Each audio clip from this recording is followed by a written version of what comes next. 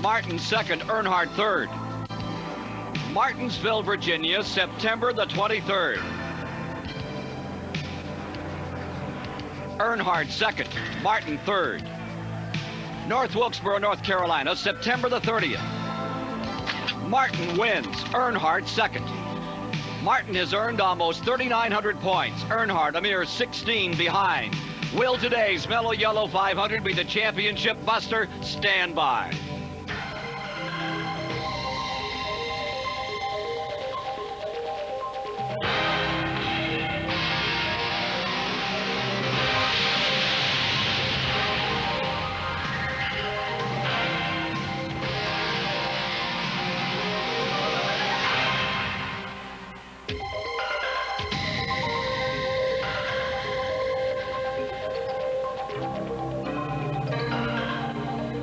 The Mello Yello 500 is brought to you by Coors. Coors, the Rocky Mountain Original.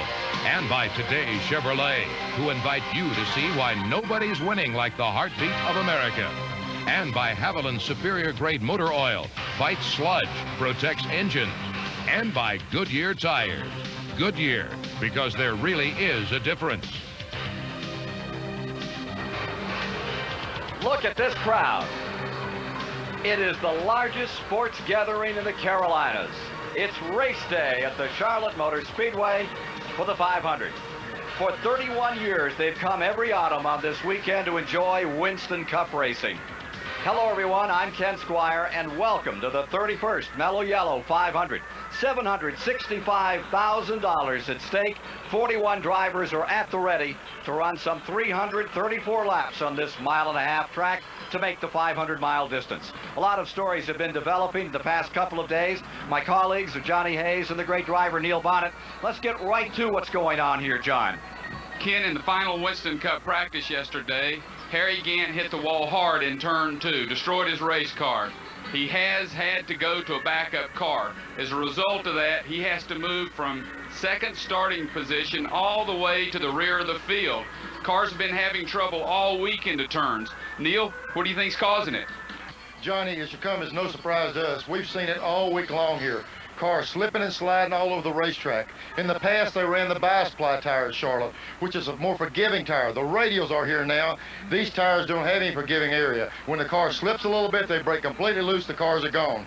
There's another factor compounding the whole problem we have here. Up in turn 4, the track is virtually slipping down. There's ripples all through the corner. The track painted a little red line so you can avoid it, but you can't avoid them at 160 miles an hour. Along with the radials, dodging the ripples, they're going to have their hands full. We're going to have to see if these drivers can negotiate those two problems at the same time all day long. Let's meet some more of our broadcasting team right now and go to the STP Pit Center. Standing by is Mike Choi. Thank you, Ken. This is a festive day, but with a somber tone. 22-year-old Rob Moroso, the Busch Grand National champion and the leading Winston Cup rookie driver, died late last Sunday night in a 2-car highway accident. Tammy Williams, the driver of the other car involved, also perished. We mourn their loss today on the kind of day Rob Moroso liked best, a race day in the Carolinas. Let's go now to the front of this starting grid, to the editor and publisher of National Speed Sport News, Chris Economaki. Well, thank you, Mike. I'm alongside the man in the car that was the machine and driver to watch in May. Is this driver-car combination, Brett Bodine, going to be the car to watch today? Well, we hope so, Chris. You know, Quaker State Buick ran so good here in the World 600 and came up a little short to making it to the end, and we don't want that to happen today. We got to make it all the way to the 500-mile grind, and hopefully we're the first guy to cross that start-finish line. Brett, with the focus on the championship between Dale Earnhardt and Mark Martin, which one of those two men are you concerned about most? Well, I think Mark is going to run extremely good, and you know that Dale is going to run good anywhere he goes. I'm not concerned about just those 2 cars. I got 39 other guys behind me that are running awful good, and we've got to worry about all of them. And, you know, it's the kind of race that you got to be around at the end, and you got to have a good combination at the end. Hopefully we'll have it with the Quaker State Buick. We'll be watching. Now let's go back up pit road to my globe-girdling colleague, Bob Varsha. Thanks, Chris. Dale Earnhardt brings his famous black Chevrolet number 3 here to Charlotte with a chance to become the richest driver in Speedway history. More important, he trails Ford driver Mark Martin by just 16 points for a possible 4th Winston Cup championship and its $1 million bonus. But Charlotte has not been kind to him, particularly this race. Dropping out, being the first man out last year, cost him a shot at the title. His last 9 starts here have yielded an average finish 21. Dale, what's it going to take to get your recent run of bad luck turned around here in the 500? Finishing up front. I don't know. We've had bad luck here, but still, it's not one of our worst racetracks. It's one of our better ones. I always run good, or the car is competitive here. So, if we just can stay out of trouble and not have any bad luck with the car itself, we've, gotten wrecks here and broken camshafts and engines and things, and just keep that bad luck away. I think we'll be okay. Your title rival Mark Martin starts 5 rows ahead. Will you be watching him or just going for the checkers? Well, I think I got a lot of other guys right around me I need to watch to start with. If it's been like the last several races, we ought to come down to racing that 6 car to end. So that's what I'm looking forward to, the end of the race. Have a safe race, Dale. You've met the Chevy half of this classic Chevy-Ford confrontation. Now let's go meet the Ford star with Chris Economaki. Well, I'm with Mark Martin, the man who's leading the point battle in the closest fight for the championship in NASCAR history. As this green flag waves today, Mark, what is going to be primarily on your mind? Well, just finding the spot to run and let the racetrack get it in condition that it's going to be in for the most of the race, and then relay to the crew what the car feels like and what we need to do to adjust to it. This racetrack is very temperamental to the sun and to the heat, and we figure it'll be a chassis game all day long, working on the chassis. What about that championship? Is that in the back of your mind? Well, if we can win this race, we'll take care of the points thing. If we can't, we always do the best we can to take the Folgers Thunderbird to victory lane, and that's what's on our mind. The points will take care of themselves. Well, go. Good luck to Mark Martin. Let's go back now to Mike Joy. They fire the engines out on the grid. Upstairs, Neil Bonnet, resident premier driver expert, and I've got my own ringer here in the STP Pit Center, championship crew chief Barry Dodson. Barry, they're driving as fast as they can every race. It's pit strategy and pit stops that are winning a lot of these races. It is going to be, Mike. The difference here today, the radial tire, something we didn't have in May. We're right in the midst of a duel for the championship. Also, you got a lot of good teams, a lot of good drivers that need to win. And Barry will have his unique viewpoint with us as the afternoon goes on. You've met our commentary team, save one. Let's go all the way to the other side of the fence. And Mark Pfister. Thank you very much, Mike. There's over 150,000 plus fans packed into the Charlotte Motor Speedway for the Mello Yello 500 today. They come from, 50 different states, a dozen different countries, and they're ready for a great race. Now, if you know somebody who's here from Hawaii, we've yet to meet anybody from Hawaii or Alaska, give us a call, give us their seat number, and we'll be looking for them, and we'll talk to them on the air later on this afternoon. Ken?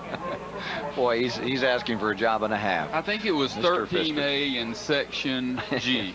Well, there you see the field, ladies and gentlemen, and we'll show you how they qualified and then tell you the remainder of that story in a moment. Here's how they'll line up for the Mello Yello 500 here this afternoon. The pole sitter for the first time in his career, it's Brett Bodine in that Buick of Kenny Bernstein. Outside of the front row, the 1982 winner, Harry Gant, car number 33 Oldsmobile. Going to row 2, there you have Ernie Irvin, who is the hottest driver going these days, and that's Chevy, car number 4. Ken Schrader, defending champion of this event, car number 25 for Hendrick Racing. In row 3, Davey Allison's there, leading Ford candidate today. And beside Davey, there you find Mark Martin in that Ford that currently leads the Winston Cup standings. For row 4, Jeff Bodine driving the Junior Johnson Ford, number 11. And outside of him comes car number 66, the Pontiac of Dick Trickle, Cale Yarborough's car. Row 5 this afternoon needs no introduction, the great Bill Elliott from Dawsonville, Georgia. And alongside there is Hut Strickland in the Bobby Allison, car number 12. Bobby had his share of wins here.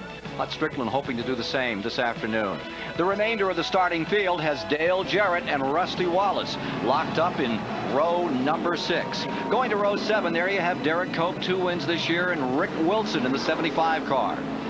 In row 8, it's Dale Earnhardt settling down for a busy afternoon, the 1988 winner, and Ricky Rudd. Row 9 is the rookie, Jack Pennington, and starting beside him, the 75 and 83 winner, Richard Petty.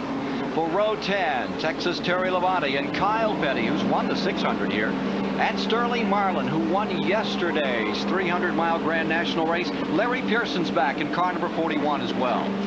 In row 12, Jimmy Hensley settles down in the Moroso car, and Mickey Gibbs beside him. Darrell Waltrip comes up next, the 1981 winner, and beside him is Buddy Baker, who won it back in 1967. In row 14 is Rick Mast out of Rockbridge, Baths, Virginia, and Nashville, Tennessee's Bobby Hamilton.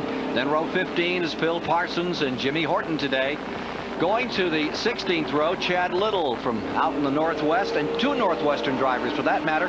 Chuck Bound, currently leading the Grand National points, moving to Winston Cup next year, gets a chance this afternoon to try it out. Row 17 is Morgan Shepherd and Mr. Excitement, Jimmy Spencer. For row 18, Jimmy Means and Michael Waltrip well back today. Row 19 is Eddie Bierswell and Bobby Hillen in the car number 8. In row 20, it's Dave Marcus and Mark Stahl, and the provisional starter is Alan Kowicki. Now remember that the man who qualified outside of the front row lost his car yesterday. Harry Gant now relegated to the rear of the field as they get set for a start.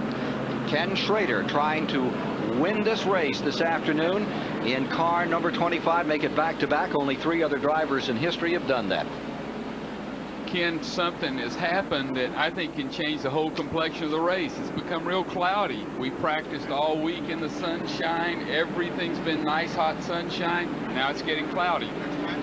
Great assortment of cultural events take place here at the Charlotte Motor Speedway as part of the warm-up to this great race we're about to see in this extraordinary time.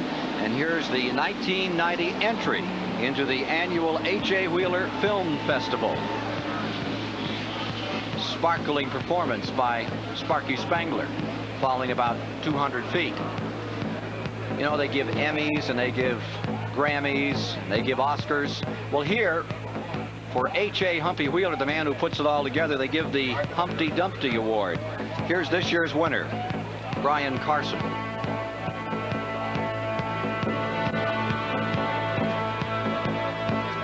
Note the subtlety of this performance. Looks like my old buddy Don Perdome started some of his top fuel cars. He walked away, folks, and wants to come back and try it again, because he did hit the end of the receiving ramp trying to jump 300 feet in a Cadillac Seville. Unbelievable. All right, now you see the new assortment of the front row as Schrader moves up. They just move up that outside row, leaving Brett Bodine on the pole for the first time and Schrader alongside as we settle down for a start and come to the line. And the action now gets real serious here for 334 laps. Stand by for TBS live coverage of the Mello Yello 500 from the Charlotte Motor Speedway.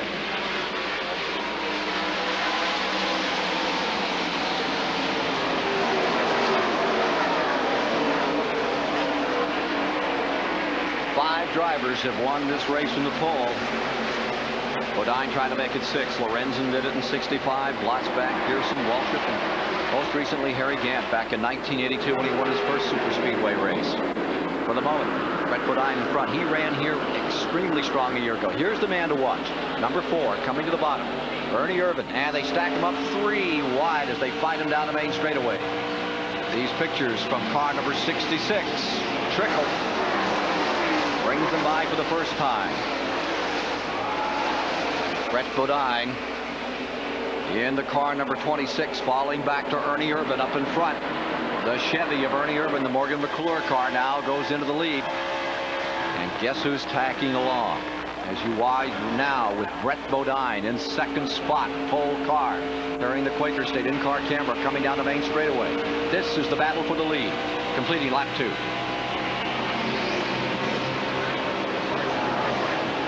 Ernie certainly didn't waste any time showing what he had, so he's going to probably go out, try to lead a little bit, then try to take care of that car because that car is really strong, Neil. Third is Davey Allison, and then Neil back there in 4th for the moment. Mark Martin trying to skedaddle on through. There's Bodine in the 11th car, and they've shuffled Martin back. Drops back 2 or 3 spots in here. Here's Earnhardt charging to the inside on Ricky Rudd in number 5. Well, the track, you know, Ken, what we're going to have to watch is, as John said earlier, the track's under different conditions. We went from the green flag from overcast to sun out now. It's going to switch back and forth all day. But early in this race, these guys will be sorting these cars out. It's a long way to go, but Ernie Irvin sure is showing a lot of strength early. Ricky Rudd on a tear in the number 3 car, moving up through traffic. Right with him comes Earnhardt. This part of the track right here is what all the guys are really having to deal with, all 4. We don't overemphasize it, but if that's the place that the guys are going to run fast, if you can get around this racetrack, he's getting off turn 4 without any problem. Up in front, it's Ernie Irvin in the number 4 car as he works the 5th lap with Brett Bodine in the 2nd spot of the Buick. 4 to Davey Allison continuing for 3rd down the back straightaway. Swapping positions. There's the leader. There's 2nd place in turn 4. Trickiest part of the track. And you see them beginning to battle now for 2nd place. Davey Allison is getting challenged by Bill Elliott. Here you are riding with Bodine as he tries to close in again on Ernie Irvin. Ernie had made the statement earlier in the week with all this points battle going on. He thought he had a shot at winning the race, and he wants to assert that car right now and prove that point. Look who's moved to 3rd. Bill Elliott coming up. Davey Allison falls to 4th. Number 9, Elliott into 3rd. Elliott on the charge. He started 9th on the event. Now up in 3rd place for the lead.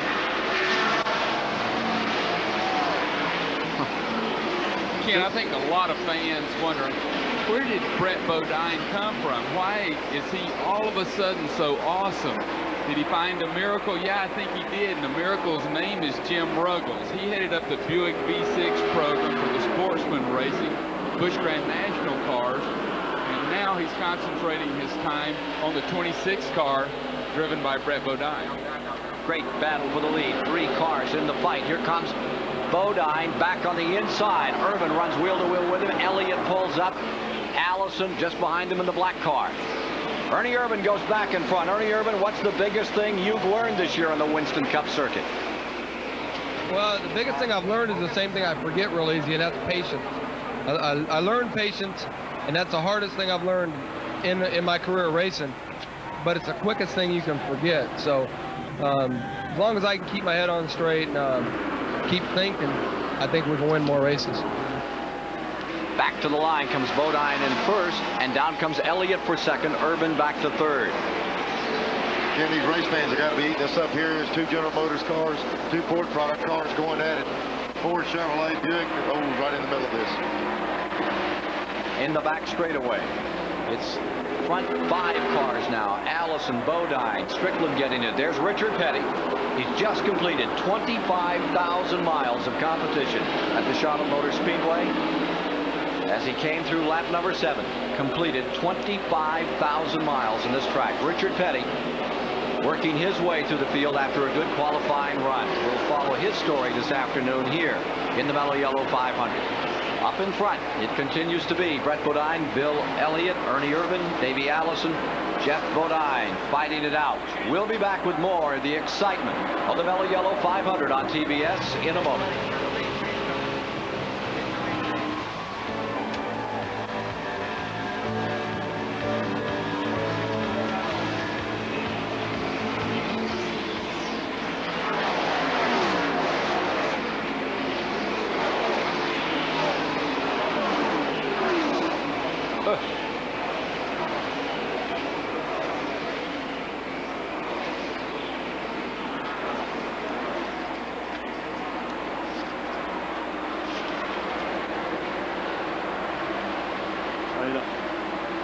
Yes, we have true. You want True Value and Timex? But Strickland's getting right in the middle of it. Yeah. Okay.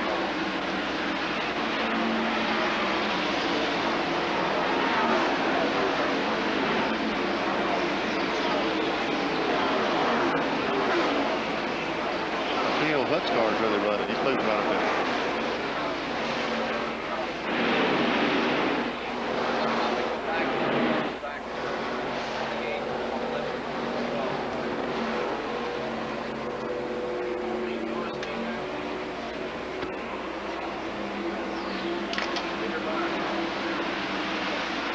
One, two, 1, 2, 3, 4, 5. Later in today's race, somebody by default will win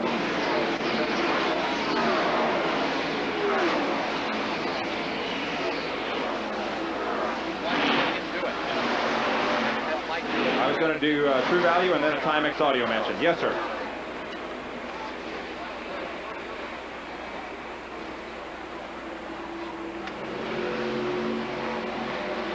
Okay.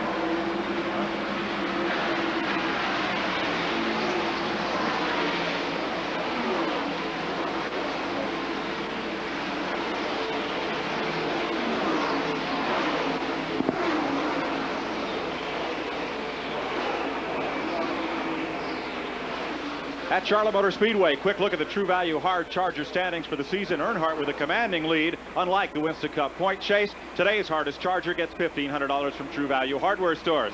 Also, we'll be looking with our Timex Speed Track for the Timex fastest lap of this 500-mile race. While we were away in commercial break, Bill Elliott took his Ford to the bottom of the racetrack underneath Brett Bodine. Coming up out of 4, made this pass for the lead.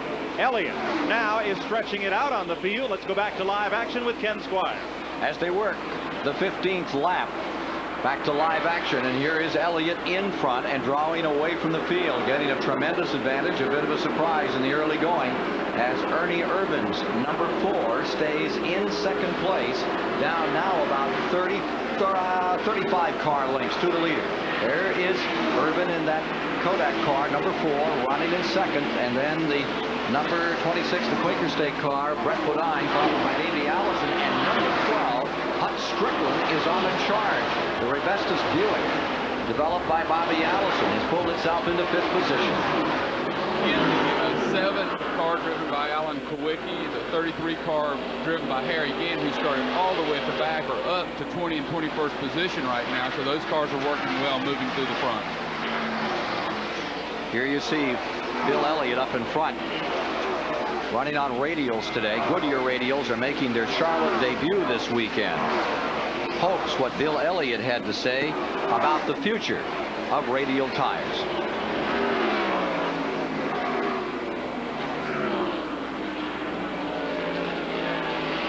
A little more than hope going right here as he continues to draw away from the field. Car is working perfectly. Takes a lot more than hope to make that happen. Second spot is Ernie Irvin. Third spot is Bodine. Fourth is Strickland. Fifth is Davey Allison. And 6th is Schrader. Ken, Bill Elliott has always been a dominant car at this racetrack, and I think he did hit the perfect setup. But it does not surprise me to see a Ford or Bill Elliott leading this race. This track has had characteristics for the Ford engine for the past few years that the cars really accelerate off the corner here. Bill had a good combination, and it seemed like the track changed a little bit. For a few races, Bill was off, but they've got it back on track now. Elliott clambering down to get around Bobby Hamilton and put him a lap down. Bobby Hamilton showing his new colors, so he'll be flying in 1991 in Winston Cup racing. We just got word that car 57 has a tire going flat, and I'm sure he's going to try to wait for a caution if something should happen, but if he can't, if something to happen quick, he's going to come in on his own and get it corrected. Jimmy Spencer, number 57, having a tire problem. Yeah, that's one thing that you get into with the radials. The tires are so strong feeling that you can have a tire going low and run on the inner liner for a while, the inner tire, and if you're not careful, the thing will blow out. And, you know, he's going to have to be careful to see if he can get in with this thing. Let's take a look at this battle a little further back. Here's the 27 car. That's Rusty Wallace. He's working in 8th spot. With him is Bodine, and now Wallace has just moved around Bodine. That's for 7th. Wallace in the black car is in 7th. And look at the wigwag. Goes Wallace. Jeff Bodine to the inside, trying to take that spot. Ken, I think that's a perfect example with the weather change, the cloud cover. A lot of these real good Winston Cup cars, points leaders, are just not working real well under these conditions, and they're just hoping to get a chance coming down pit road to make the changes they need to make. 75 car is running in 9th, Rick Wilson, and Ricky Rudd is in 10th. Continue to follow this battle for 7th spot. It's a dandy. Wallace in number 27, Bodine in 11, swapping it back and forth. 20 laps complete. You also have to understand when you run side by side that way, you slow all cars down so that gives the leader a chance to pull further away from you. These cars need to get in single file, but they're not going to lift because Bodine doesn't want Rusty by him, and Rusty doesn't want Bodine by him. And notice that the 6th car is tailing these columns here. Mark Martin is running in 11th place. Dale Earnhardt is currently in 14th. You know, that's Ken, that right there with Mark sitting like he is, that's kind of his characteristic, their game plan, to stay in the hunt and then to come on up here at the end of the race. What the concern should be that Earnhardt is not making the move that you think he would early. He always goes to the front. He's not been able to do that. The other one making the move is Waltrip. He started in 25th. He's now up challenging out here just behind the 27. Notice the old time car right there. That's Darrell Waltrip thrashing through this group.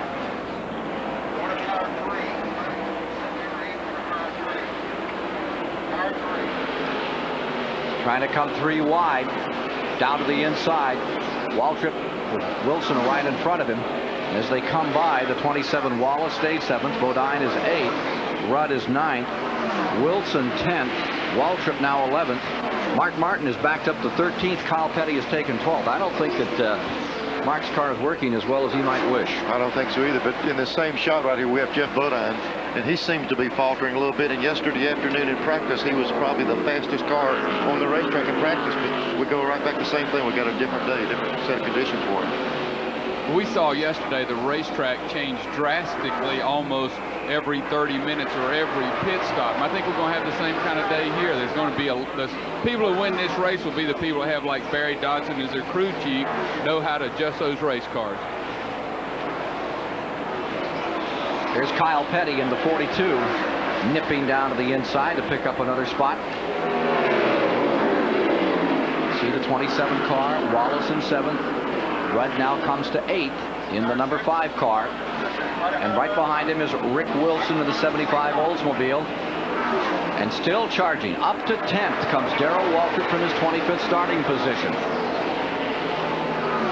It's fun to see Darrell running that well. We know he's recovering on a daily basis, but it's certainly good to see him have that kind of run. Now here's Mark Martin in the 6th. Remember that he is running in 13th position. And he's trying to get around Bodine, and for good reason, because just a few car lengths behind him, number 3 Earnhardt is on the move. Battle for the championship. There you see the 3 car rolling right in there and getting a 1-car interval in between them. Mark Martin now 12th, Bodine 13th, and Earnhardt 14th. I want to review the points for you sometime this afternoon if you're new to Winston Cup racing as to how they're collected. Here we are going into the last races of the season, 16 points apart. Earnhardt the challenger to Mark Martin the leader. Again, this is a little bit different. It's been easy to keep up with the points battle for the last few weeks, last 3 or 4, because the 3 and the 6 car have been the leaders of the race virtually all the time. This is the first time in about a month that these guys haven't been on the point. They're struggling a little bit, and the rest of the guys are getting away.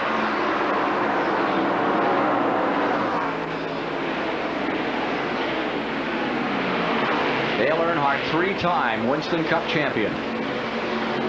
Bill Elliott, 1988 Winston Cup champion, stays in front of Brett Bodine, the pole sitter. Elliott just running away from the field, collecting better than 2.5 seconds in the early going. Now 28 laps complete, and he's on a thrash. Hey, Bill Elliott's mother, Mildred, attended this race. Shortly afterwards, she had a devastating stroke that has left her in very bad condition. She's slowly recovering, and she's here today to watch Bill. This is her first race since this event 1 year ago. Bill is giving her something to be happy about. He certainly is, as he now builds his advantage over second place Brett Bodine to better than 3 seconds as they work the 30th lap, with Ernie Irvin maintaining 3rd, Ken Schrader in 4th, and Huck Strickland doing an outstanding job in the early going at 5th. Davey Allison 6th, and Wallace is in 7th. Here at the Mello Yello 500, live coverage on TBS of this Winston Cup Classic.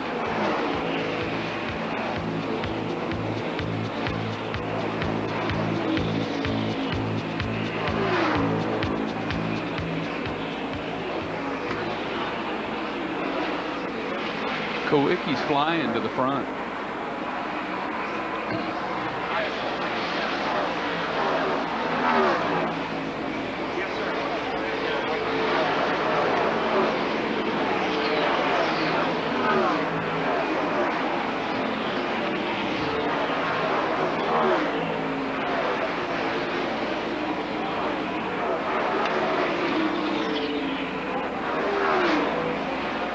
on a clock, first to third, second. 1 to 2. Good. Thank you.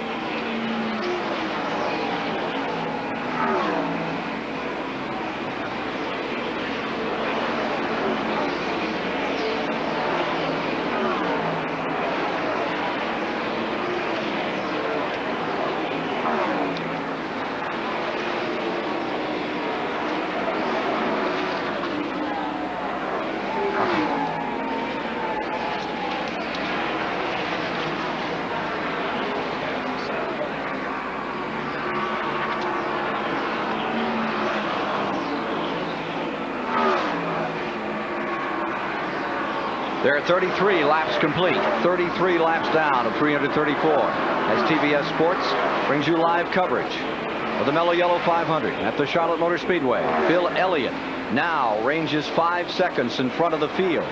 Brett Bodine is in the runner-up spot with Ken Schrader third, Ernie Irvin fourth.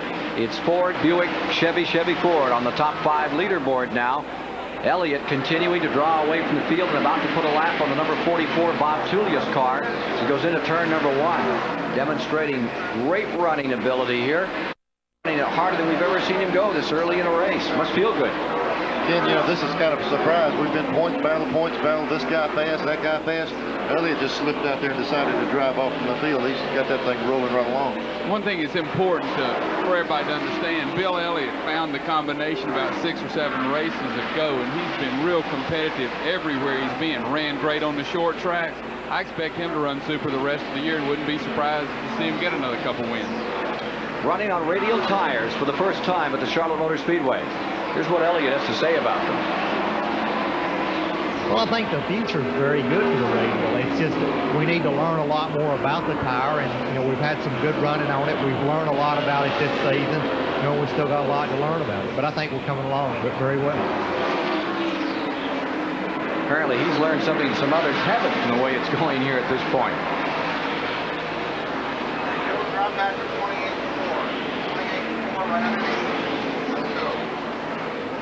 Dick Trickle giving us this helmet con shot. See the number 20 in memory of Robbie Moroso. Look at him bounce over that number 4 area, Neil. Yeah, that's exactly what we were talking about. There's ripples right there coming off the 4th turn. And if anybody thinks it's nice, smooth, it looks nice and smooth, but there's a good indication. A lot of times the shot from inside the car is a fixed camera that's mounted solidly. This right here is what the torso of the driver is doing. It's bouncing around the entire time. This is mounted on top of his helmet, and it's virtually up and down. If you follow the car right in here, the car is going to really move around in about 100 yards. Right here, the car really gets to bouncing. And that's the thing that's been giving the drivers a fit all week long, getting lined up over those ripples, good straight shot. The thing I love about that, Neil Bonnet's just eating his heart out because he's not out there and says how much fun it is to do that. And that really does not look, I just don't know how that can be that much fun, Neil. Well, you see the angle we're on right there sideways? The world's straight to me now. I can't recognize anything. I always look at it sideways. That was Dick Trickle back to 21st in the early going. Now notice change in position. Up in front, Ken Schrader, defending champion, who started 4th. He brings the Rick Hendrick Chevrolet up into 2nd spot. Brett Bodine's Buick falls to 3rd, the green and white number 26. And from Bodine's vantage, see how they look down the back straightaway.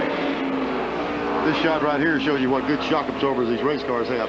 Here's the car with all the suspension stuff absorbing it, the driver doing the bouncing around. But these guys, Evidently, this car here is one that sat on the pole. They've certainly got the right combination. And you could see his hands didn't move as bad. He didn't seem to be bouncing as much. I think Trickle's car's not working as well as his car is. And Bodine was, Trickle was running a much higher line than we're seeing Bodine. Bodine is much closer to the bottom of the racetrack down there in Ford than what we saw out of Dick Trickle in '66. When your race car is running good like this car set on the pole, you can drive the car. But whenever the car's off, the car drives you. Trickle has got a car carrying him around. Alan Kowicki's been the man of the move of recent in car number 7. Remember, he started all the way out back. Look at Kowicki now as he moves around Jeff Bodine in car number 11 and comes into 13th spot. This is from dead last. It's been green all the way if you're just joining us. And Kowicki, who started as a provisional starter, worked his way up into the 13th position.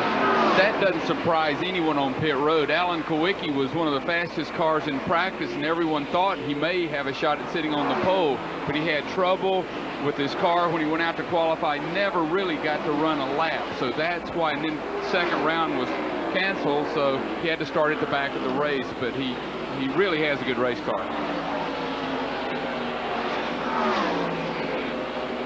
Well, I'll tell you what, Alan has the track record at this racetrack, the overall track record.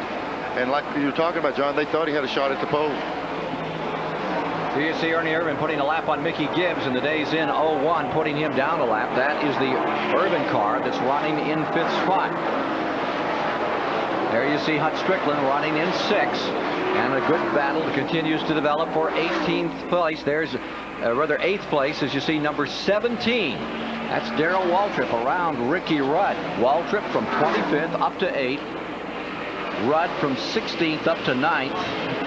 Wallace, number 27, the black car, from 12th up to 10th. Running 10th here in the frame. Ken, Jimmy Spencer did finally come down pit road. He's on pit road now. With that tire going down, he did have to stay out. He waited and waited, but he finally had to come in.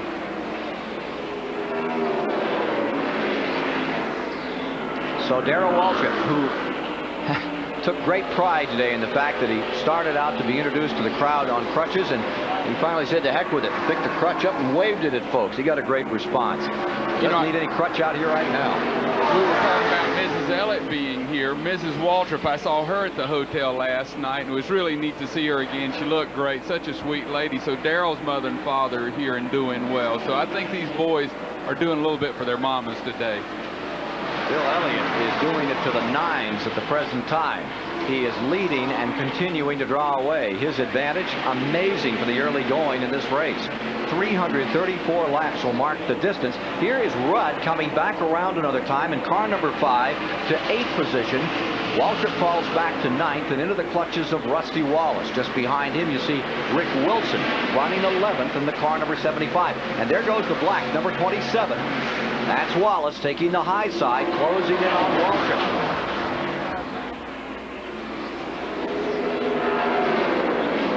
Record speed for this race, 149.8 mile an hour average just a year ago by Schrader. Waltrip coming back on the inside of that Chevrolet. And the Hendrick car is running almost side by side. He elects to just nip back in behind number 5 as they cross the stripe to complete their 46th lap. Everyone better get going as fast as they can and not take it easy, because Bill Elliott is coming quick and he's getting ready to lap a bunch of good cars. When you come to a racetrack like this, it's a handling racetrack. It just takes one guy hitting on the right combination. He can bury half of the field. If it wasn't for Bill Elliott, the other guys are so far back to be very few cars lapped. Elliott is capable of lapping a lot of real good race cars until they get that first caution and get their cars dialed up back in. Look what's happening here. Mark Martin is getting into the frame. Mark Martin to the bottom, out of turn 4, as he begins to fight his way up on Wallace. The 6th car running 11th. Ken, you know, we were talking earlier about it seemed like Mark was laying back a little bit. They're calling him on the radio, I'm sure, telling him every lap how far back or what Bill's closing up. And when a guy can make a move like this, that shows you he's got a little bit left. They're pacing themselves right now. Darrell Waltrip made his comeback in Richmond just 4 weeks ago on a TBS telecast after a wreck in Daytona back in July. We asked him why he got back in his race car without being fully healed. We don't have to carry our cars. We just ride in them. And I think, I don't know if that's a good analogy or not. I know football players, certainly play hurt with fractures and strains and bruises. And basketball players, even golfers, you know, they play with bad backs. Tennis players play with bad elbows. So I think it just, maybe they're more obvious here because of the crutches and the limping that goes around with the injuries we have. But I think most athletes that are really dedicated to what they do, care about what they do, love what they do, they perform hurt a lot more than the average person may realize. You know, we're very lucky right now to have Barry Dodson down in the pits, and I'm sitting there looking at the leaderboard, and we ran 50 laps. Barry, how long can these guys go today on a fuel stop? When will we be looking at these guys come in on a green stop? Neil, we're going to be looking at like from 55 to 60 laps, I think. The thing you got to be concerned about with the radial tire, it's tighter staggered. For any of these cars that are pushing, like the one of Rusty Wallace right now, that mileage is going to go down, and that's something you cannot calculate. Barry, you know, with that going on, we're going to be seeing these guys come in the next 5 or 6 laps, and a lot of times they come in early the first time to make sure they don't run out of fuel on a big old racetrack like this. So they'll be coming up pretty quick with their normal pit stops. Remember, we were talking about the great run that was being made by Kowicki. Take a look at number 33. Here's Gant, who had qualified on the outside of the front row in the number 33 car. Well, now he's pulled himself up to 15th spot. He's challenging number 11's Jeff Bodine for 14th, and he's just burned him. Well, Harry Gant told me this morning that he was disappointed he crashed the other car, but this is old Alf, his old favorite car that he's won 2 races with. And he said, boy, it's going to be good to get back no Alf again. I think we'll have a shot at him. He said, if we can't run from the back to the front, we weren't going to do anything anyway, so we might as well get out there and go after it. So he was not disappointed or down. He was looking forward to it. Johnny, you think he's putting his whip no Alf? He's better moving. Yeah, Alf coming. He's got that dog rolling. Harry Gant up to 14th position. Bill Elliott continues to lead with Schrader in second. More from Charlotte shortly.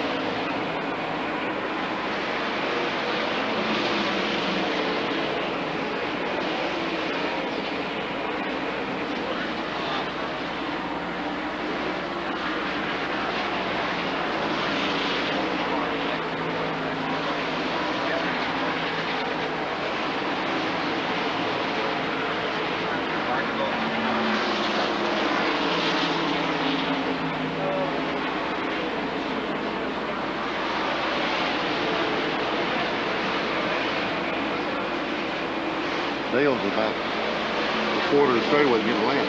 Yeah. Stay where you are, buddy. Stay where you are. Stay where you are.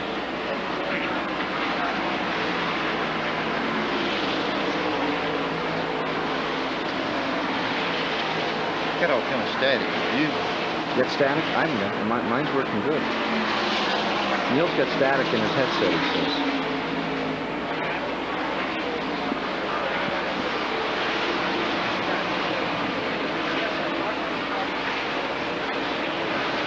An interval 1 to 2, first to second.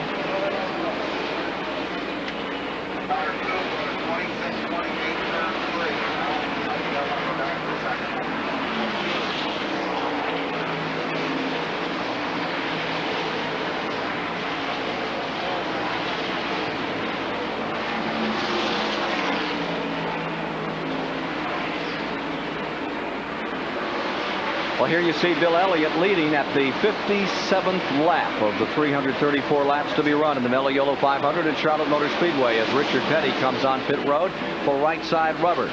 The lead is a healthy one, better than 4 seconds. Elliott over Schrader. There's Petty's number 43 on pit road, getting service now and getting back out to this race as we watch number 11.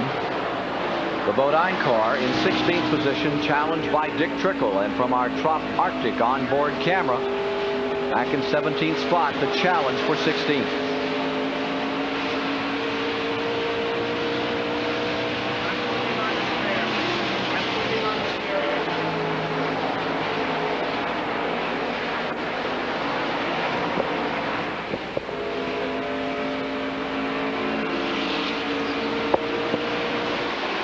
great picture of what they're going through as they cover this 1.5-mile track. Big trickle back once again. Up on that 17-degree banking, closing in another time. Working to the inside. Rusty Wallace is just coming down pit road, so all the top cars are starting to qualify. Here's one of the best pit crews in motorsports. Chris Economaki is there. Wow, they're making a chassis adjustment on the left rear of Wallace's car. The fuel is going in, and taxi, right side tire changes, and there he goes. And that was a quick fuel stop for Rusty Wallace, the defending Winston Cup champion. Back to the booth. When he came in, he was in 10th position. Buddy Baker is pitting. Rusty just changed 2 tires. A couple people before he changed 4. It'll be interesting to see if these top cars take 2 or 4. It seems like the radials, even though they've had some trouble with the tires getting away from them a little bit, there's good wear with the tires. There's not a lot of difference in the speed with UNs over U, so 2 tires might be the way to go for a while. Well, I think a lot of these teams will take 2 and hope that Bill Elliott takes 4 because he has a big lead, so that will help them get away from him a little bit. There's the leader catching up Bobby Hillen going down the backside. Here's Davey Allison on pit road. Brett Bodine is in. Mickey Gibbs. There's Derek Coates, number 10, coming down off the jacks. Mark Martin is now pitting car number 6. Mark Martin was running 10th. Chris is there. And again, the chassis adjustment on the left rear corner of Mark Martin's car, which means he's not happy with his handling. Right side touch, almost went over the hose. That would be a penalty, but he didn't, and he's off in a fine stop. I'll tell you, that was a minor adjustment. It looked like about 1 round in the left rear, so when you're off bad, you can crank that thing a lot. Evidently, they're off just a tick, and they're trying to fine-tune that thing only where they want it. Ricky Rudd is pitting. Here you see Schrader on pit road. Hensley pitting the number 20 car. Earnhardt may be getting ready to come in. Reported he may have a bit of a problem. Kowicki is in the number 7 car, and he's been in there a little long. He's the only one I've seen so far going 4 tires. Put 4 tires on Kowicki's car. Here's Alan Kowicki coming out as Ernie Irvin pits. Morgan Shepherd has been in. This is all under green, and we're now working the 62nd lap. I would say Barry Duncan called that. I knew what he was talking about. Yeah. I think they were listening to him. Here comes Earnhardt down pit road wide open. Now watch his pit crew works. I'm going to bet he's going to change 2. Bob Barcher's there. Dale Earnhardt overshoots the pit just a bit. That's not going to make it easy on Kirk Shelmerdine and the boys. He's suffering from a bad push. He hasn't lost positions, but he is definitely losing ground because Bill Elliott is absolutely flying. Elliott's expected in shortly, and Earnhardt is going to have to get that car. Now he stalls it. Earnhardt is now in Elliott's pit. Now he's fired and away. That was Richard Childress on the left rear, and as we were talking about, Mark Martin went 1 round. Childress cranked on it to the car left, so they're off a good little bit. Leader coming down pit road, number 9, Elliott rolls in. Trickle is also pitted now. Now, if you're a car owner, you're hoping he's going to change 4 tires. Bob Barcher's waiting on Bill Elliott. Bill Elliott pulls the Coors Milling Ford to a stop, and the crew goes to work. A drink for the race leader. Not many adjustments that I can see. They're going to put the tires in. They're going to fill it up with gasoline. Elliott is setting an absolutely scalding pace here today. He's got a full load. He's away. I make that stop about 13 seconds. Bob Barcher, I would doubt to say that anybody turned a wrench on that car, they'd probably spank their little fingers. He's running to good full away. They don't need any work.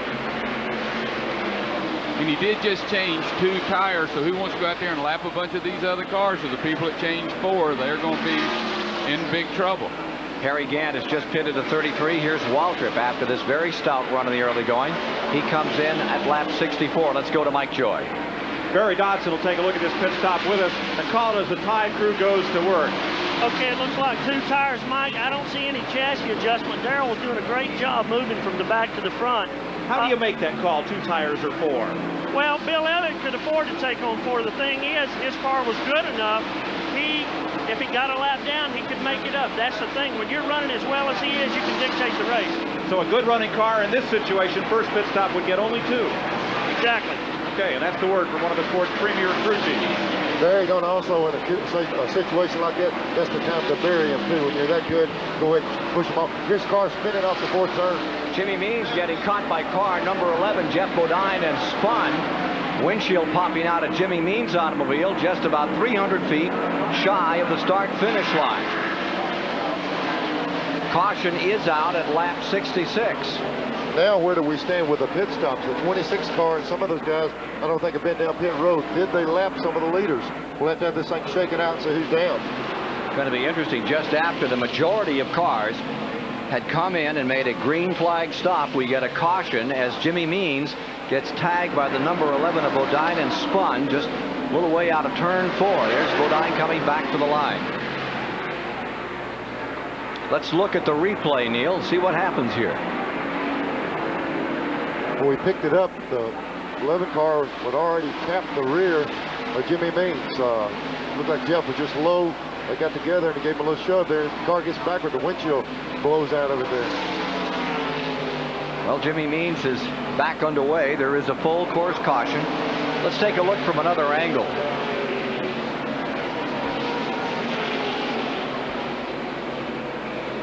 Looked like Jeff got a good strong run up off the corner.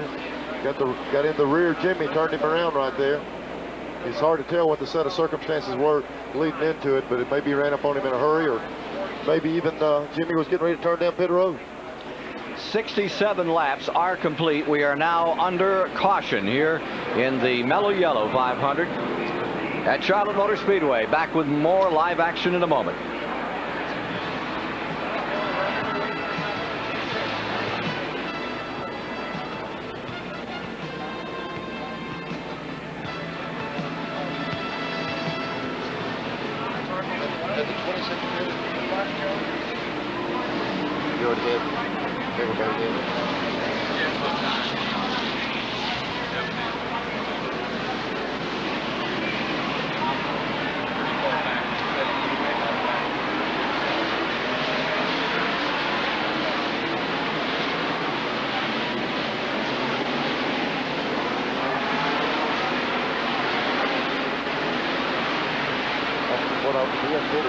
Huh?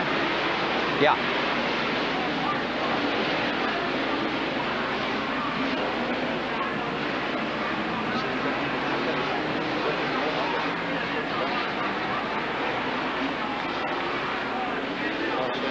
Go to my what, Fred?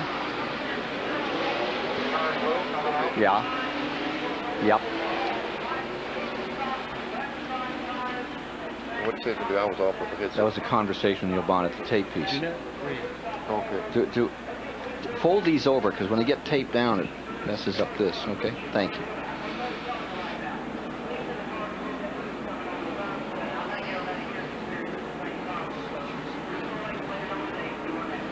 I have that lead down my hand, Fred.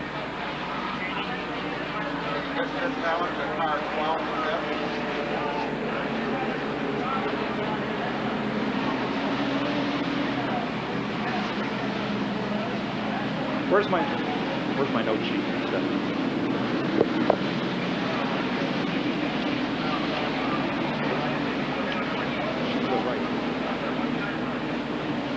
Car's smoking real bad. Good as he's been running there up under looking at transmission and everything. Yeah.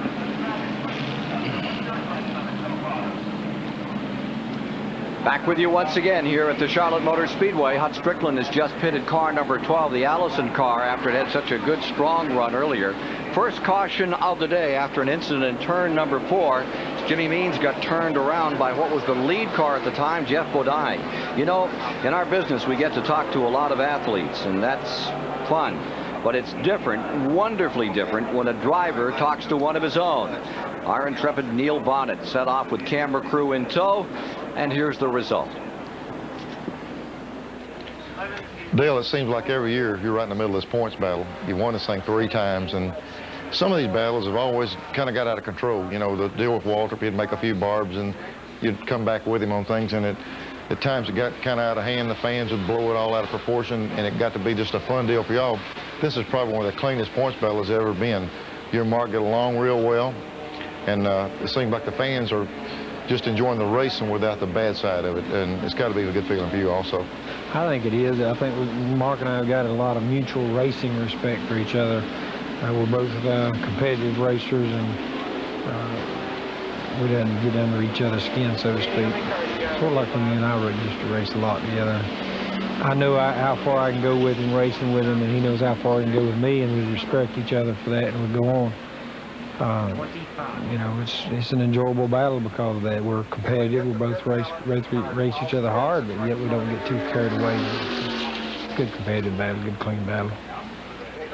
One of the unique things about the points championship this year is in the past there's always been those little verbal barbs between the 2 or 3 guys who are in for the points battle.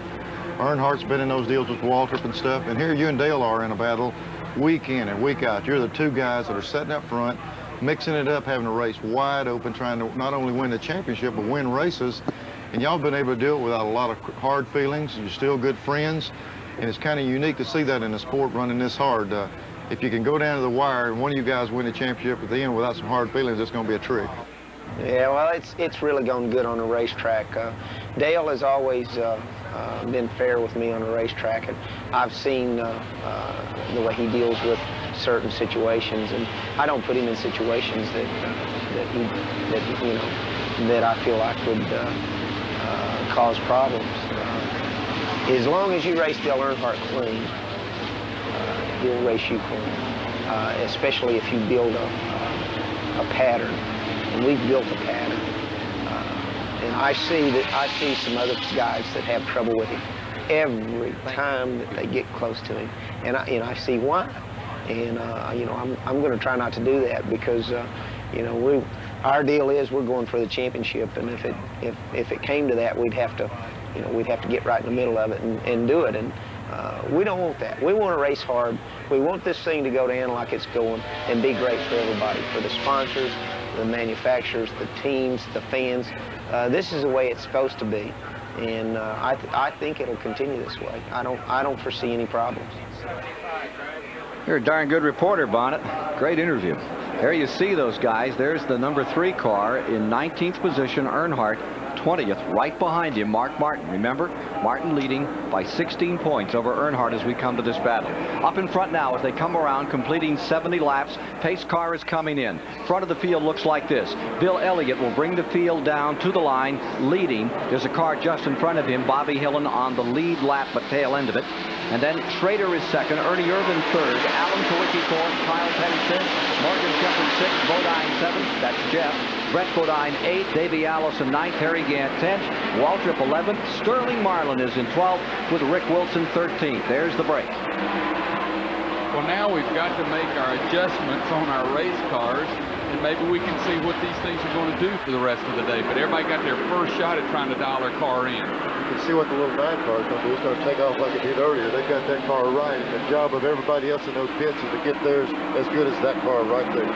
Are you surprised he's running as hard as he is? He's always been one to be very patient out here. You've never seen Elliott go that hard unless he had tremendous comfort, great comfort level in the car. Yeah, that's what's misleading. Sometimes when you can do what he's doing in this field of race cars, you're not running the car hard. You're running a good pace. It's just easy to do. It's fast. The rest of the guys are running hard, trying to keep up. That's what it looks like right now as you see Bill Elliott in the number 9 drawing away once again. A car length a lap at the present time. Schrader back there in the 25 car, just behind Hillen over lap number 8. And here's the remainder of the field, and there you see the 3 and the 6 trying to weave their way through this traffic. Yeah, look at that mess. I think I drive real hard to be up there in the lead, not have to be in that junk. I mean, everybody's going everywhere. A lot of times you hear people say they're in the points belt, they're going to be conservative. Does that look like conservatism in the middle of that traffic? I'd get to the front if I could. But how do you do it? I mean, there's a car in every line. Now, you see how Earnhardt's going to do it, and he gets knocked around a little out there. The 41 car moving up into him. Larry Pearson out of Spartanburg, South Carolina, 2-time Grand National champion. Putting a little mark on number 3. Let me tell you how smart Mark Martin is. He's right behind Earnhardt because he knows Earnhardt might hit something. He can just follow it through because Earnhardt always makes it through. So I think I'll just stay here with Dale. Martin using Earnhardt for a dozer blade here as they cut through traffic. Here's the number 3 continuing to work its way up through. Getting around Michael Waltrip. That puts them 15th and 16th when the 6 car clears number 30. Michael pulling over a bit, realizing that he's got him horsepower. I'm sure Dale just threw his hand up, motion for Mark. Come on, let's get him out of there. 75 laps complete, and with the amount of pressure, remember there's $1 million bonus And it's going to be decided between Earnhardt in the 3, Martin in the 6. And for those drivers to keep their poise under the kind of pressure exerted, getting bounced around out here at better than 175 miles an hour. Great credit to the sport and to these two individuals. Elliott has drawn away to a 35-car length in a matter of about 12 laps. Now you see Martin, there's Elliott in the 9 car going out into turn number 2. And he's just waving bye-bye to the rest of the field. Schrader back, Irvin 3rd, Kowicki 4th, Kyle Petty 5th. Look at that interval. John, that's incredible. Well, he is hooked up, no doubt about it. But like I say, let's don't give it to him yet, because these things keep changing. Weather conditions change. Now the sun's come out a little bit. It's peeking in and out, so it does change track conditions. And at this part of the racetrack, when you see Bill earlier, right now, that little Ford motor is turning about 8,000 RPM. And you've got a lot of mechanical pieces there that's going to see this for a long time to go yet. That's one thing we haven't touched on. We used to come to these tracks and you had Ford track, Chevrolet track. These factories that went to work, they built, the Ford guys built a head that would run on the short track. Chevrolet built one that run on the big tracks. There's no such thing as a Chevrolet out RPM or Ford out torquing. These guys can move their power range where they want to. This car right here is just handling. This is a handling racetrack. He's doing just that. Let's go to the STP pit center and Mike Joy. Elliott's hit the right combination, Ken, and that is tougher to find. With bias ply tires, you blow up that outside rear to get more stagger on the back of the car. But Barry, it's a different situation with these radials. It is, Mike. Here you have a tire 1.25 inches bigger. You could inflate, you could deflate. We made it 1.25 inches bigger, so it got around the corner. This is what happens with a radial. 5/8 built into the tire. Nothing you can do about it. You can put all the air in the world. You can do away with all the air in the world. This is what the car wants to do when it goes in the corner. A gradual turn, so that's what's happening. These teams are loosening these cars up to make up for that. Once you slip, you're in trouble. That right setup is so hard to find, but Elliott's got it nailed right now. Here's what you need, Neil. You need that crew chief. Neil is up here driving this race right beside us here, and you need him down up here with you. Yeah, a lot of times I sure wish I had Barry Dodson. Everybody needs him on his team, but right there, the radial thing has really got people scrambling. And as Barry said, people try more air pressure, less air pressure. It doesn't do anything to stagger. Sometimes it's like spring rate to change a little bit. But we're back now to work with springs and shocks. It's awful tough to make them work. Let's talk to another crew chief right now. Bob Barsher standing by with one of the best. Fellas, Dale Earnhardt is out there fighting a very ill-handling race car. Richard Childress is calling the shots of the 5th. Richard, were you able to get his handling problem sorted out? No, we don't know. We hadn't had any good clear laps yet, but he hasn't said anything. The car has been real tight off the 4 over here, and it's just killing the engine coming off the corner. What you're seeing of Bill Elliott thus far, you think you're going to be able to deal with him before the day is done? I don't know. He's been awful strong all week in practice. We know this is going to be tough today. I want to make one thing perfectly clear. Again, Richard plays like he calls all the shots, but Kurt Shelmerdine is really the crew chief and calls all the shots. But he lets Richard stand there because he's got all the money and pays him, and he'll let him wear that little headset. TV time goes to Richard. Yeah, Richard can have TV. Kurt Shelmerdine is the man. Here comes that number 9 car back in front, by building an even greater margin as we watch the 6 car clearing Buddy Baker in the 90. And that 6 car, Martin in 14th, Earnhardt just in front of him in 13th, Rick Wilson 12th, Darrell Waltrip is in 11th. We're at 82 laps complete. So Elliott draws away to 3.5 seconds over second place Schrader, working lap 83 here in the Mello Yello 500 live on TBS.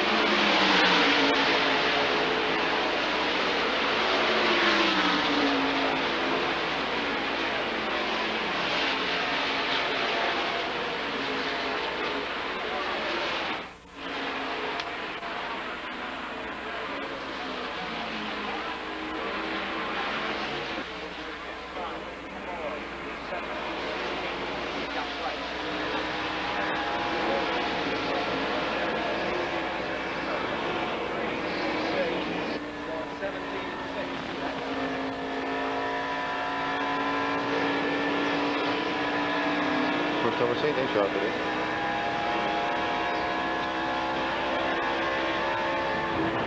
Thank you.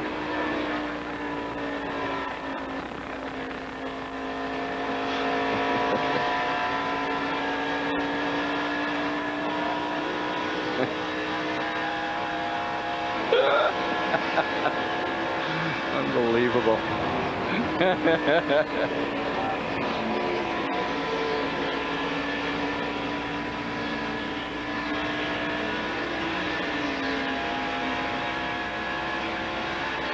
Looking off the backside of car number 26, Brett Bodine running in 7th as Davey Allison in the 28 and 8th, and Harry Gant try to close up on him out there.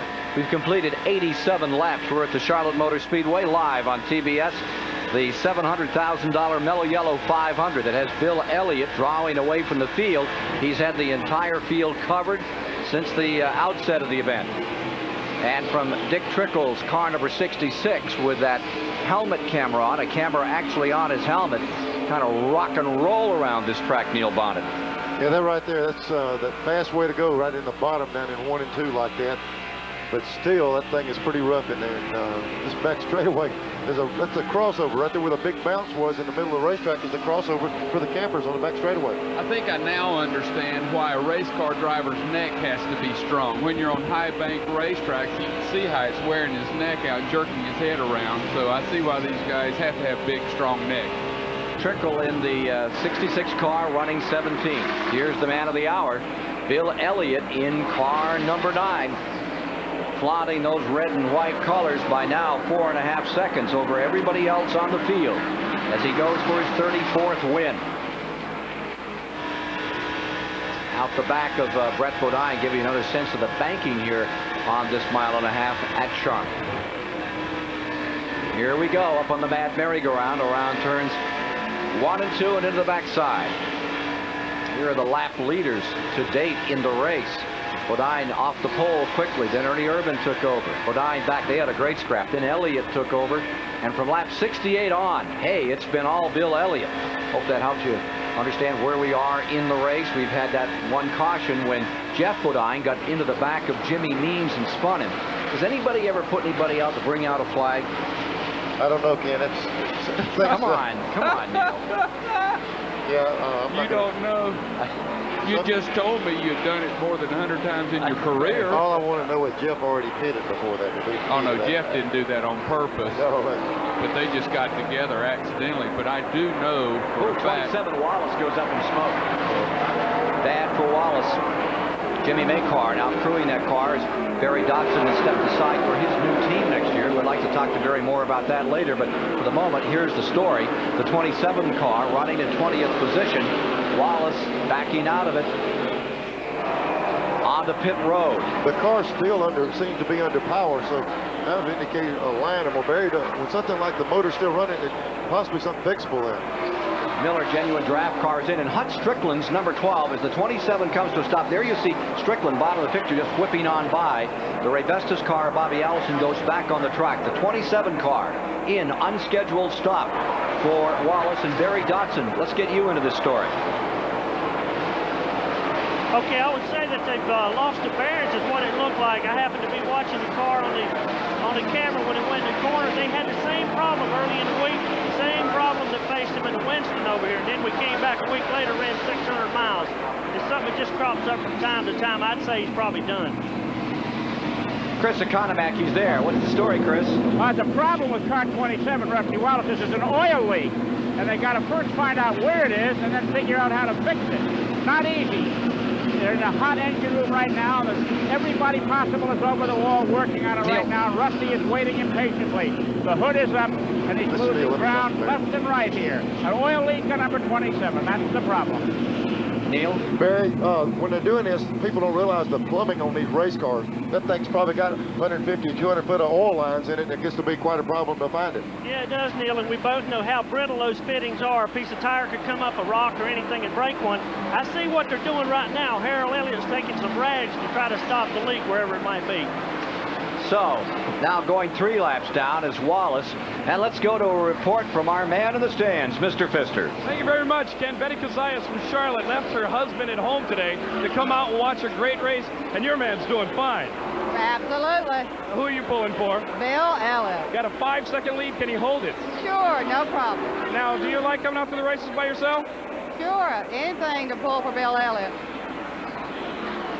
Mark, that empty seat beside her, is that her husband's or is somebody else left? Ken Schrader running in second spot, trying to find Bill Elliott, who now, again, has that 5. Got a spinner coming down out of 4. One car looping is going to, may not even bring out a caution, as the 82 comes to a halt. Mark Stahl out of San Diego, California, takes a wild 600-foot ride out of turn 4, gathers it up. There's no caution, and if you're just joining us, thus far, we have only had a single caution on the day, just one. Everybody on that racetrack except Bill Elliott wanted a caution that time. Bill doesn't want to see the caution flag. The rest of them would like to be able to do a little bit of work. There you see Wallace, and the smoke still coming out. What about it, Barry Dotson? As you watch the 27-year-old car going down the backstretch, any pangs there? Well, they've struggled, it seems, as of late, and I tell you, it's so competitive right now. If you have any kind of problem at all, it shows up, and he's definitely got one. It's not the bearing problem we talked about earlier, but something's definitely wrong with him. 1988 winner of this event, Rusty Wallace, out of St. Louis, who had Barry Dotson in his corner over the past several years, and moves on to a new team next year, as does Barry. Here's the 9 car, now with a 5.5-second lead. And here's more bad news for the rest of the field, Ken. Usually our Timex fastest lap of the race comes in the first 2 or 3 laps of the event. Bill Elliott just clicked one off at 32.66 seconds. Our Timex Speed Track computes that to 165.34 miles an hour, and that happened after the caution flag pit stop. So not only is Elliott the fastest car on the racetrack, he's faster when he was when he started this event. If that holds up as our fastest lap, his whole crew will get Timex Speed Track computers. The 1989 Winston Cup champion, Rusty Wallace, is back on pit road another time.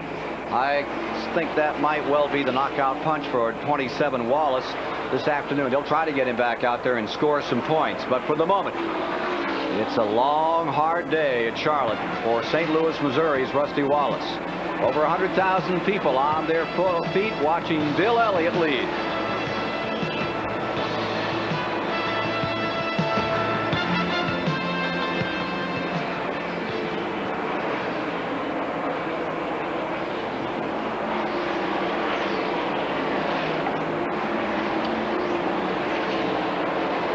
Okay, we've got it here in front of us. Got a car crashing right in front of us. Jimmy Means head on with Chad Little. Jimmy Spencer. I'm sorry, Jimmy Spencer. And Chad Little. Yeah, and Chad Little. Spencer lost it coming off 4. We're going to hold it, Fred.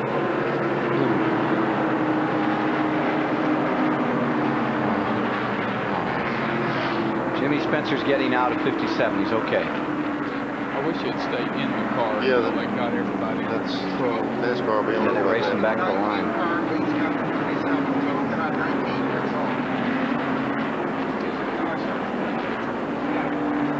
Car got loose on board, just back and forth. Fred, if you get a chance, I can do a thing on that new safety vehicle too.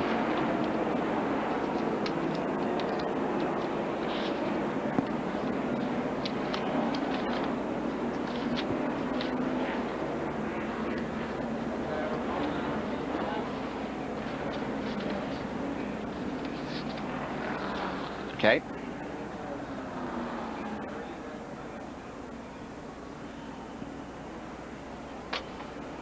You got the Air Force card there? Car.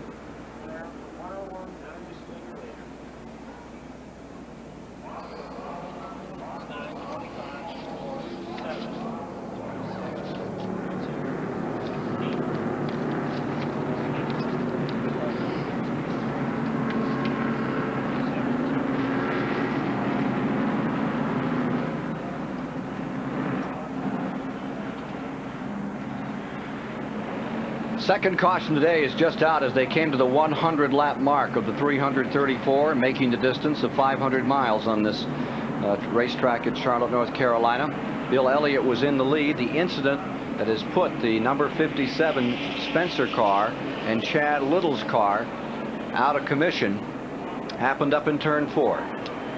we're picking it up a little after it happened. I happened to see the 57 car come off of 4, got a little sideways, he looped it. Nowhere for Chad Little to go, he just drilled him right in the front. The car got loose, it made a little swish left and right, and then it headed straight back across the track.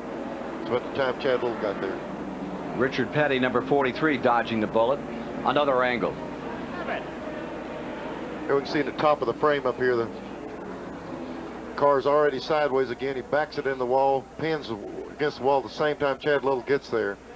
Looked like the rear broke loose on the 57 car coming off of turn 4 and got a little bit away from him. Down to Chris Economaki with Chad Little. All right, Chad, you okay? Oh yeah, I'm fine, Chris. Thanks. It's a shame, you know. I thought we were running pretty good today, and Jimmy got a little sideways coming out of 4 and lost it, and then there's nowhere I could go. You know, he was completely sideways in the track, and I started to go low, and then he stayed in the groove, and I figured he was going to start swinging up high. And Chad, the car's really torn up. It must have been quite a hit. It's nothing like Richmond about a month ago, though. That's for sure. Well, you're in good shape, so you're all right. Yeah, it's just a shame because the Bullseye car and Tyson Ollie Farms car was running really good. That's the way it goes. Better luck next time. Thank you. Chad Little, out of it okay. Spokane, Washington's Chad Little walks away from the second wreck in a row that we've seen here on TBS. That first one at Richmond, a hard lick in the wall at Richmond International Raceway, and today head on into Berwick, Pennsylvania's Jimmy Spencer coming out of turn 4 here in Charlotte. It's become a tradition on our TBS sports coverage of motorsports to shine the spotlight on a member of the racing fraternity with our U.S. Air Force Reserve Commander's Performance Award. And an incident on pit road involving Ernie Irvin's number 4, and I believe the 3 car was also in this. Bob Barsha is right there. It happened right in front of me, Ken. Ernie Irvin out of the number 4 came down the pit lane, spun. I don't know whether he was hit or not, but he spun right into Dale Earnhardt's car, which was still up on the jacks getting service. Fortunately, none of the crewmen with their backs to the oncoming car. Dale's car took a lick at the right rear corner. No one else involved. Irvin's car is parked at the pit exit. Everybody else is out, but I wouldn't be surprised if we get Dale Earnhardt back in here. His crew's going to want to see what's the matter with his car now. Bob Barsha, I happened to see that it was beginning. Alan Quickie was coming down the pit road. He's leaving his pit area. The 4 car came out. Alan Quickie got together and it shot the 4 over into the area you were at, but they touched the Quickie car and this car here got together on pit road. Okay, Dale, I'm going to stay down here in the Earnhardt pits. Cecil Gordon has got the billboard out there. They're going to bring Dale back in and take a close look at the car. Here he comes now. Ernie Irvin's car had been up in 3rd spot. There's Earnhardt's number 3, and they're checking that car. We're back to Bob Barsha. They bring the car back up. It was on the right side jack. I cannot believe the car didn't come off the jack when it was wrapped. Richard Childress is there with Kirk Shelmerdine, Jack Van David Smith, the rest of the crew looking at that right rear corner. What a blow this could be to Dale Earnhardt. Recall a year ago in this race, he was the first man to drop out, finished 42nd, and it essentially cost him a shot at a 4th Winston Cup championship that went to Rusty Wallace, of course. And right now, he's got to be sitting behind the wheel of that car saying, what have I got to do to get something out of this 500-mile race at Charlotte? The crew is not in any obvious hurry, and that is always bad news. You guys might have a better look at it from up there. Bob, from this side, it looks like sheet metal. The tire that came off of the car didn't look like it sustained a real big lick. It looks like it caved the sheet metal in on the car. Maybe that's the only problem. As long as it didn't take a blow in the rear end housing, you should be okay. I think that's the key thing. If it did not knock the rear end housing sideways a few inches or so, then I think you'll be okay. But you can see how the other car is torn up, and that car hit Earnhardt. You can see how that car is destroyed. Well, that thing of Earnhardt's is known to be able to bounce off a lot of things and keep kicking it. Evidently, it took a pretty good shot right there. All right, we stay under caution with now 105 laps complete. Let's go to the pit center. Mike Joy is standing by with a Goodyear Racing update. Thank you, Ken, and lots of weekend action to cover. Yesterday here at Charlotte, the fastest 40 of 100 entries squared off in the Sportsman 100, though only half of them were running at the finish of that event. Let's have a look at it here on the start. Robbie Faggart goes to an early lead, but crashes like this one eliminated nearly half the field. Faggart led the first half of the event, 7 cars out in this wreck. There's Faggart moving up through the pack in number 4. He and Dennis Setzer, rather, in 4, each led about half the race. 75, Robert Huffman waited to the last lap to make his move. He came home with the victory. Setzer hung on for second. Jerry Knowles took third. Up at Nazareth, Pennsylvania, Rick Mears won the IndyCar Marlboro Challenge and the $250,000 that went with it.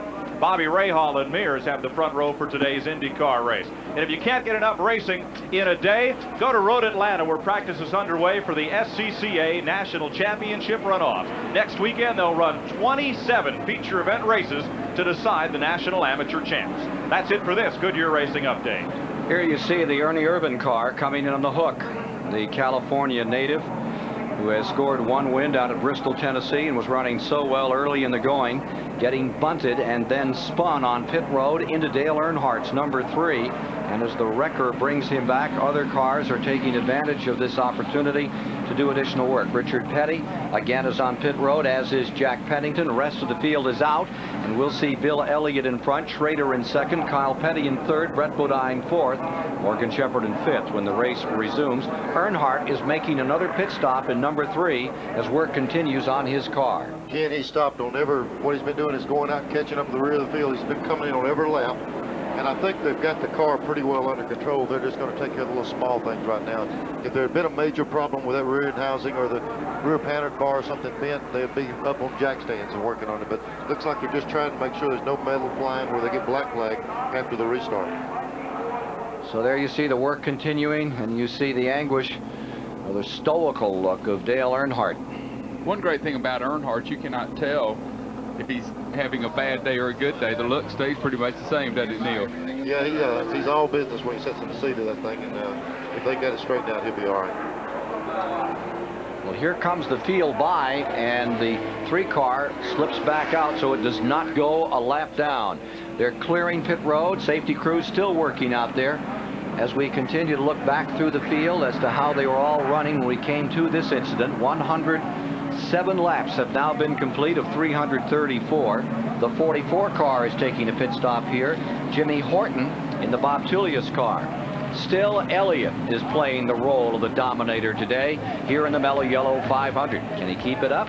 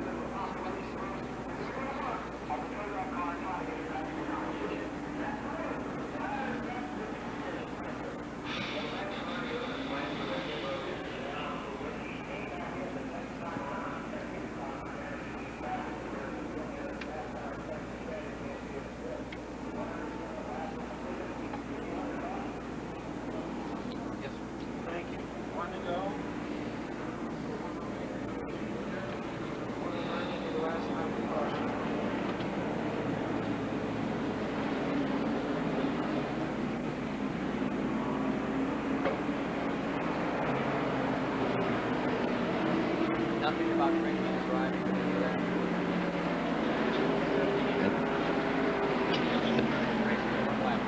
Good idea.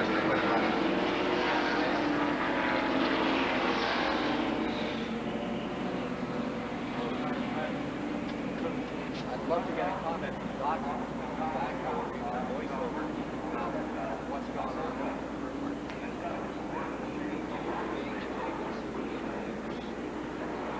That's perfect. Where's the 3 car in the on your list? 20th on the tail end of the lead lap, last car.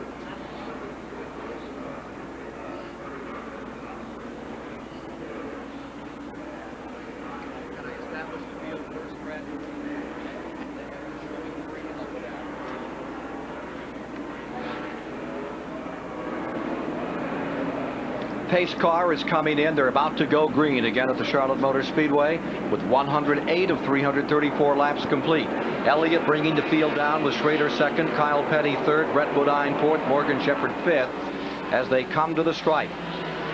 Dale Earnhardt in the number 3 car is running 20th on the tail end of the lead lap. Behind Alan Kowicki in 19th as they bust loose. And there you see immediately Elliott jumping out to a 3 or 4 car length advantage as he scoots out of turn number 2 and down the back straightaway. Schrader stays second. Kyle Petty maintaining third behind those leaders. Let's go to Chris Economaki, who is in Dale Earnhardt's pit. Okay, with Kurt there was a lot of calm confusion there. 4 pit stops. How's the car now? I think it's not damaged too badly. It punctured the right rear tire, and we had to replace that again and do a little sheet metal work.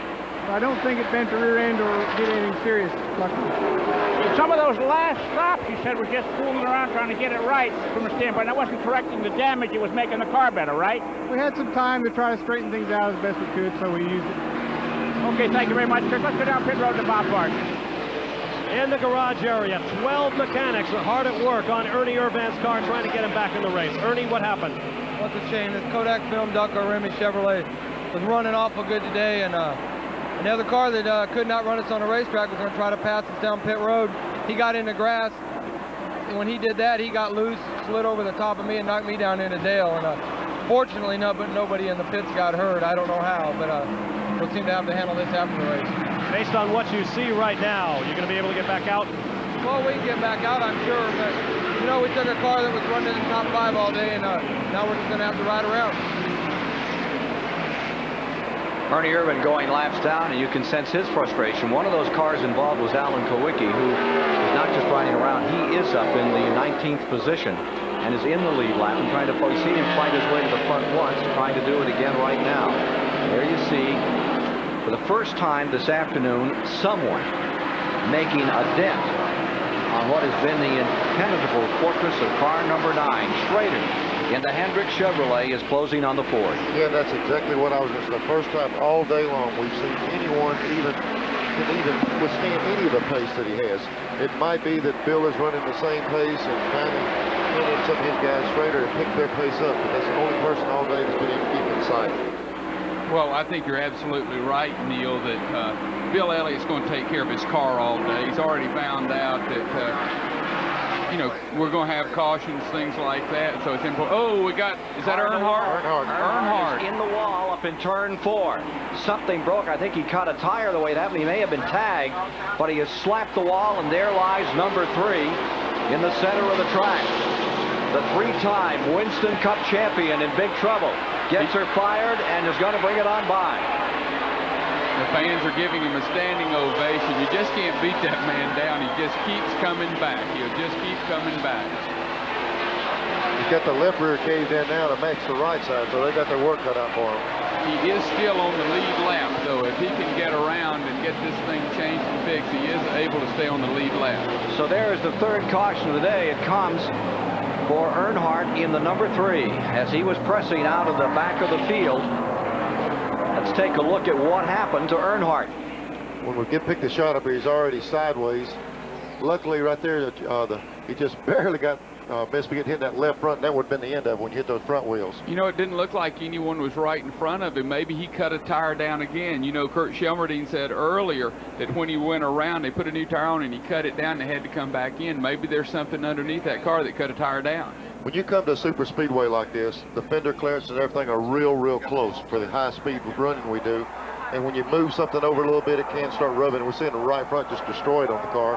But that could be when you lock the wheels up, you know, it blows the tire just a short distance on the track. You may be seeing $1 million dribbling through the fingers of this car number 3 team here after this later incident in turn 4.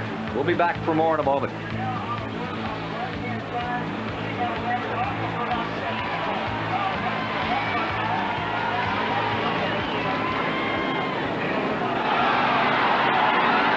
Wheel fell off. What? A wheel has fallen off number 3 and the tire's rolling through turn 1. The tire is still rolling down through turns 1 and 2, Fred. It's in the grass. They pull the left sides off. They didn't get a chance to tighten the lugs up. Well, they did a 2-tire on the right side. It probably somebody took the lefts off. They didn't know it. It's a standard deal on a pit stop. You pull your left sides off with the rights, and they just put the rights back on. Left the lefts alone. See, both lefts were left off. That's going to be about 3 or 4 laps at best. Because the Recro had to pick him up. See, and you can't pick up either end because both ends are missing a wheel. They'll probably take a rollback to get him in.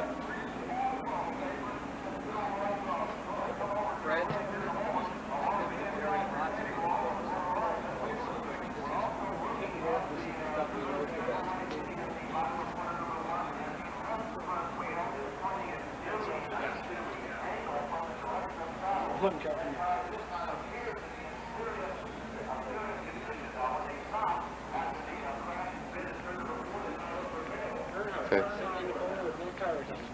Gotcha, thank you. Ken, you're coming to me, and I'll tell you.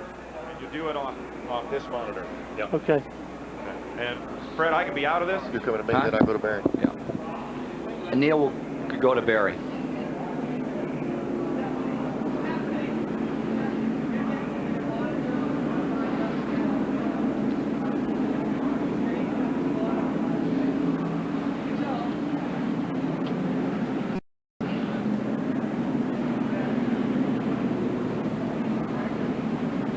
Misfortune started in turn 4. It's just been compounded in turn 1. Left side tires, lug nuts not tightened up, and they've come off number 3 car. Earnhardt lies at the bottom of the first turn.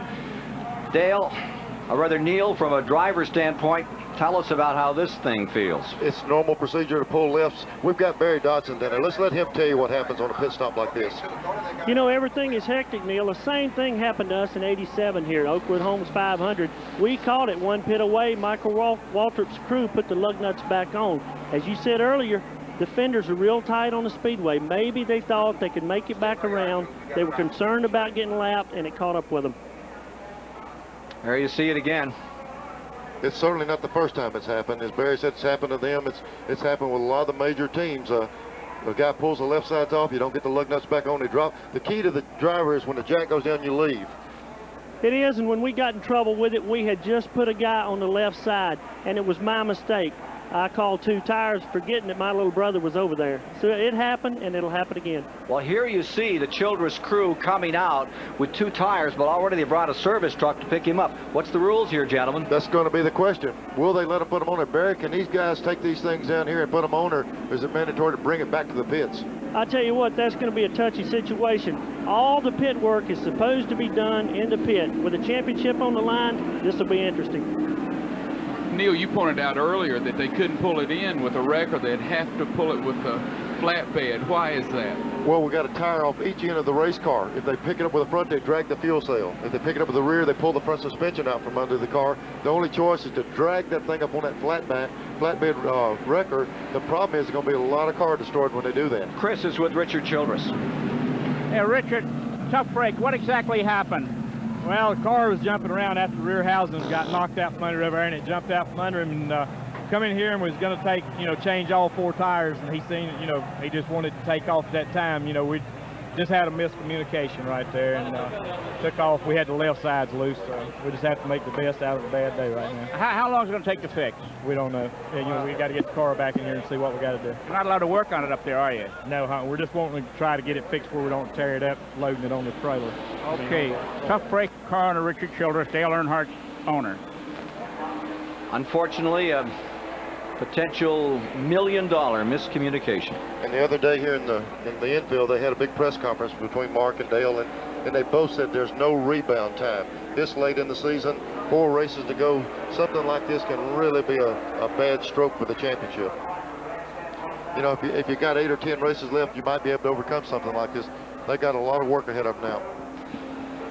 And this would mean like a 90-point lead for Mark Martin if this finishing position stays like it is.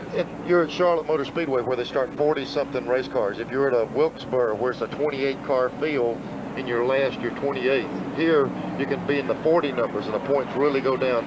Charlotte is not only a good place to win, it's a bad place to have bad luck. Well, the last time something like this happened with such calamitous results, wasn't it David Pearson and the Wood brothers who had miscommunication at Darlington? The left side came off the car. It ended up with David leading the ride, and Neil, weren't you the fellow that stepped into that seat? Yeah, but it's such a touchy situation on the driver's standpoint. The crew guys, just like Richard said, he said his left side man jumped over, took the tires off. And in a hectic situation, you don't tell the driver, wait a minute. The key always for the driver, jack goes down, you leave. and Dale thought they were doing a rights only, and they got it fired off now. Maybe get it back around there. They got a lot of work to do to get it where it's mobile again, though. Well, they've... Gentlemen, just this morning in the Charlotte River newspaper here in Charlotte, Dale Earnhardt was quoted as saying, "I want to race Mark Martin for the championship. We don't want this to be decided by a crash or getting collected by somebody else or having something go wrong in the pits." Little did he know that today that's exactly what would happen, and hopefully it won't cost him the championship. We just got a big roar from the crowd. Dale Earnhardt must be still out there fighting this. He's coming back on the track, Barb, and Chris Economaki is standing by with Jack Roush. I'm with Jack Roush, Mark Martin's car owner and principal strategist. Jack, with this tough luck that's befallen your arch rival, are you changing your race strategy? Oh, no. We want to try to win this race. We want to try to put this Folgers Valvoline Thunderbird up front. We've got a lot of adjustment left in the car, and it's responding to the changes we've made so far. We had to go way back in order to get right there on one of the earlier stops, but we think we'll be in contention to the end, and the race is pretty much going as we'd expected. We really feel bad about the 3-car falling out. That's not the way we want to race for this championship. All right, there you hear it from number 6 car owner Jack Roush, the 2 sportsmen. Earnhardt down 4 laps as he comes back in. We're still waiting for word from NASCAR about this working on the car down here in the first turn. There you see the number 6 car, and that is Mark Martin's Ford, now running in 11th position. In my opinion, I don't see how they could penalize them for going down just to put tires on a car to get it back around, because they didn't pick up any speed to get around here. Well, even if they do penalize them, it's almost worth the penalty, because the car would virtually be destroyed just dragging it up on the wrecker. So it's going to be a judgment call, and it might be one of those calls that even though you are penalized, it's still a better end result. Well, let's see what happens. They're 1 lap away from taking green with 122 laps complete. As you watch the Earnhardt car now falling 5 laps down.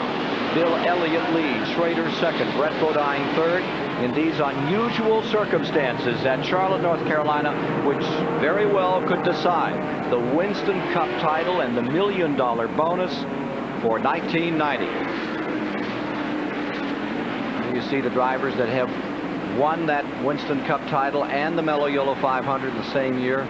Petty back in 75. Remember all those years he was here in 1960 and finished second and waited till 75 to finally win it, and then went on to take the title, one of 7 that he earned.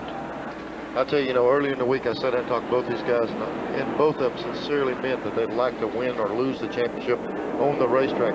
The way the seasons went, the competitiveness between the 2 guys, it doesn't need to be decided with something like this. And when you see Jack Roush say he hated to see it happen, you can believe that Jack Roush is a racer. He wants to beat them on the racetrack, not with that 3-car sitting there beat up. Another thing, you could see the distress in Ernie Irvin's face, because he is the car that hit it and started all these problems, and it hurt Ernie to see Dale that way. Well, they're putting the caution out for still another lap. Amid all the excitement, amid all the pressure, all the gaiety of this weekend is here at Charlotte, there's also sorrow after the tragedy of last Sunday involving Robbie Moroso. We'd like to take this moment to say a final goodbye. Robert James Moroso ran a solid race last Sunday at North Wilkesboro, finished 21st. Hours later, he was killed in a traffic accident 2 miles from his North Carolina home. He had just turned 22. In a recent interview, Rob contemplated what his future might well be. And so when I think about my future, I want to be the best, and I feel I can be. And I think when I get to that point, if I do, I'll feel about like I do now. It's hard to believe that it's happening. Rob Moroso, a tragic story of what might have been. He succeeded in everything he tried. As a high school student, Rob did his homework in the lunch hour so he could work on his cars after school. At 16, the minimum age for a NASCAR license, he graduated to the Charlotte Daytona Dash Series, and he won 2 races in his rookie year. Next, it was NASCAR's Busch Grand National. In that series, he was the only person ever to win 3 consecutive events here at the Charlotte Motor Speedway. As defending race winner, you'll find Rob Moroso's picture on every Grand National ticket. Moroso claimed 4 victories and 12 top 10 finishes last year. At age 21, he became the youngest Grand National champion in the sport's history. This year, backed by his father's support, he was a runaway leader in the Winston Cup rookie standings. Thursday, Rob's family, friends, and peers said their last goodbyes at a memorial service here at the Charlotte Motor Speedway. He is well remembered. Robbie Moroso will be missed. Well, if Robbie Moroso was here, his key thing would be, hey, remember me good, remember the good things, let's go racing. We're back to racing. We're under green, just a lap. We're at 124. Bill Elliott is putting car number 3, Earnhardt, another lap down. With Elliott comes his major challenger. It is Schrader in the 25, the defending champion in this event. Schrader moving in to challenge Bill Elliott, Ford versus Chevy for the lead. But the championship story of 1990 may have been told right here in the last several minutes. A missed communication for the Dale Earnhardt-Richard Childress combination, and they have been bulletproof on that kind of thing over the last 2 or 3 years. Well, the fun part of the thing here, we now have a race because Schrader has picked up the pace and he's able to keep up with Elliott and seems to be gaining on him.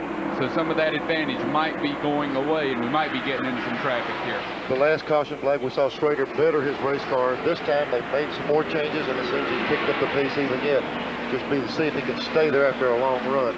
Behind this pair, running in 3rd, is Brett Bodine. He set on the pole when we started this race at an average speed of over 174 miles an hour. His first pole position. His first win came earlier this season on the Winston Cup circuit. Morgan Shepherd has brought himself from 33rd in the Bud Moore car up into 4th position. And Kyle Petty is 5th. Waltrip lies 6th, Jeff Bodine 7th. Harry Gant is now in 8th place while Davey Allison is 9th and Derek Cope is up to 10th. Dick Trickle is in 11th. Elliott, Kenny's either picked the pace up, the Schrader cars either picked it up, or Bill is pacing himself, but it looked like Bill had one consistent time going. I don't think he would change things. I believe that maybe Schrader can stand with him a little bit. Well, he did kneel on our watch in that last green flag run. He was a very consistent 32.25, 167.4 miles per hour. They've made that car better yet. Last lap, just before Schrader began to move up on him, Elliott came across at 32.07 seconds, 168.38 miles per hour on the Timex speed track. It computes it automatically, and that is fast. I mean, Elliott, I'm amazed that car just gets quicker every pit stop. Mike Joy, some of the things that if Schrader's picked his pace up, maybe Elliott's seeing what that thing will do. He could possibly have been pacing that car. It's hard to believe he could pace at the speed he was doing, but if he's picking up the speed like that now, Schrader's putting a little heat on him, he's got something left.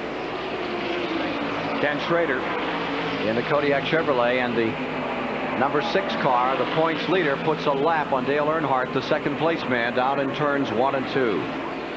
Now it's 7 laps down and being reported on car number 3, Earnhardt.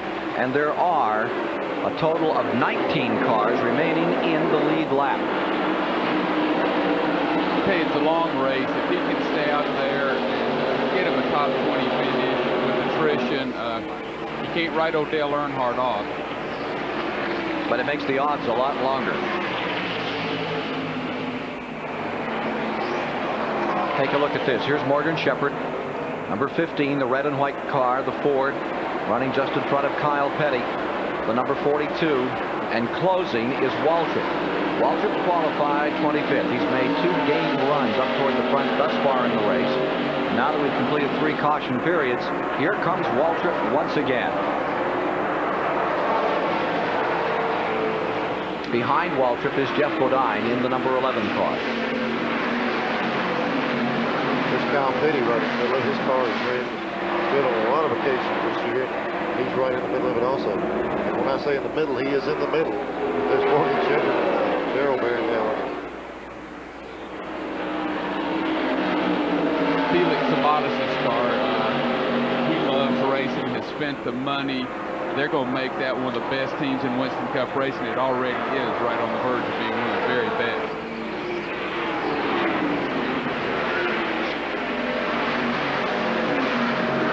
Morgan in the first of the season was right in the middle of the points battle. Bud Moore's Fords have always run well at this racetrack. He might not put up big numbers qualifying stuff, but he's always got a good race combination with this track. And if he plugs away all day, Bud's going to get a good finish along with Morgan out of this. Morgan Shepherd, who has won here in Grand National races, is challenged by Kyle Petty another time.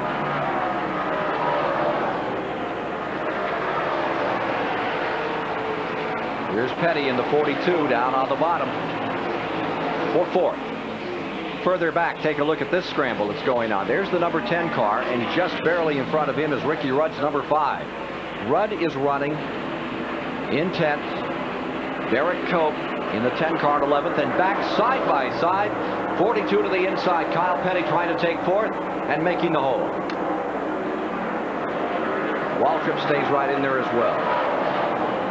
Fourth, fifth, and sixth. Darrell's won a lot of races at this racetrack, and I know that doesn't suit him anymore to come up this injury and pull off a win up here. At lap 135, Waltrip into fifth. Elliott stays first. Schrader stays in second place. The interval stays about the same between those two. Actually works in Elliott's favor by an extra 10 car lengths at the moment. Let's see what happens.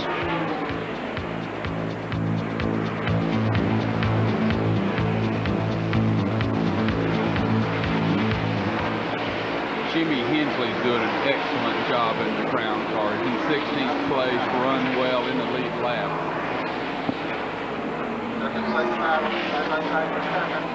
Look at Bodine go. Huh. Schrader is backed up. Yeah. Way backed up. New tires went away, I guess.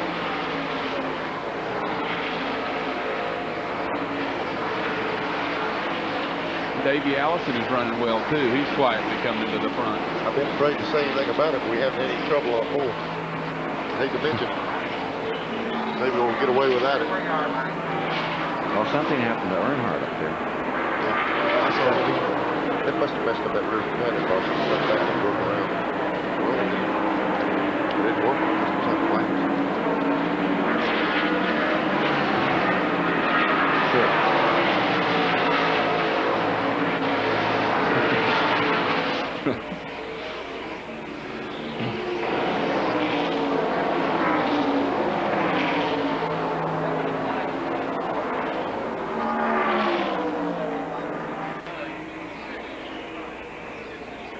That's gone away. I mean, he just went right by him. We're going to be looking for the 66 car.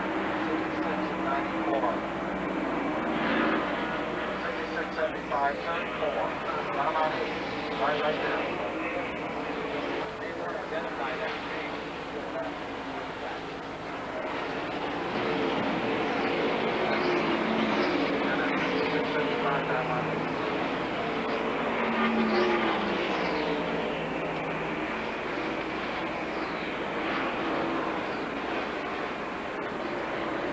At the Charlotte Motor Speedway, Bill Elliott continues to try and extend his lead. Let's see how the complexion of this race thus far has affected the Winston Cup point standing. Mark Martin came here just 16 points ahead of Dale Earnhardt. Earnhardt now multiple laps down as a result of that pit lane incident and losing the 2 left side tires off his car.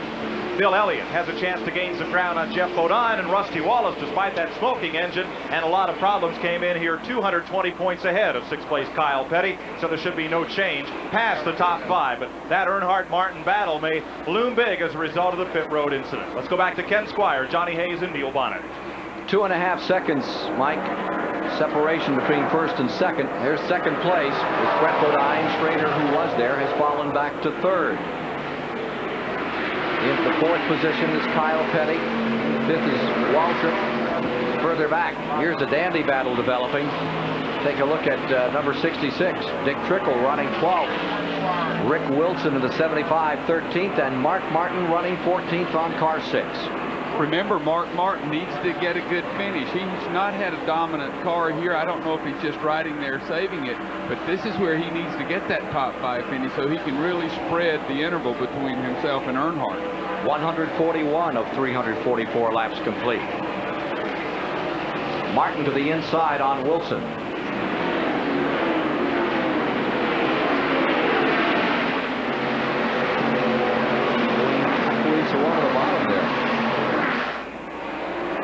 he wouldn't be riding that far back just because he wants to. He would be trying very hard to get around those cars. So I think he does have a handling problem with that car. Jack Brown's statement earlier that they were concerned with winning this race. Neil's out of it. As far as we got a car that went sideways. Sterling Marlin went dead sideways in front of the field coming out of turn 4. He's picked it up and continues and running very slowly, as we saw Rusty Wallace in another time. Count Wallace out on this one. Still have 19 cars in the lead lap. And Sterling Marlin's machine, which was running just back in 21st, came off turn 4 and just backed up about 5 spots. Here's that battle that continues as number 75 moves around into 12th. Trickle drops to 13th. The 6 car loose there, and he had the tail end all the way out, just behind Mark Martin in 6th. Michael Waltrip has pulled himself up to 15th place. He qualified 36 today. And look at Michael Waltrip in the 30, making his run on car number 6, Martin.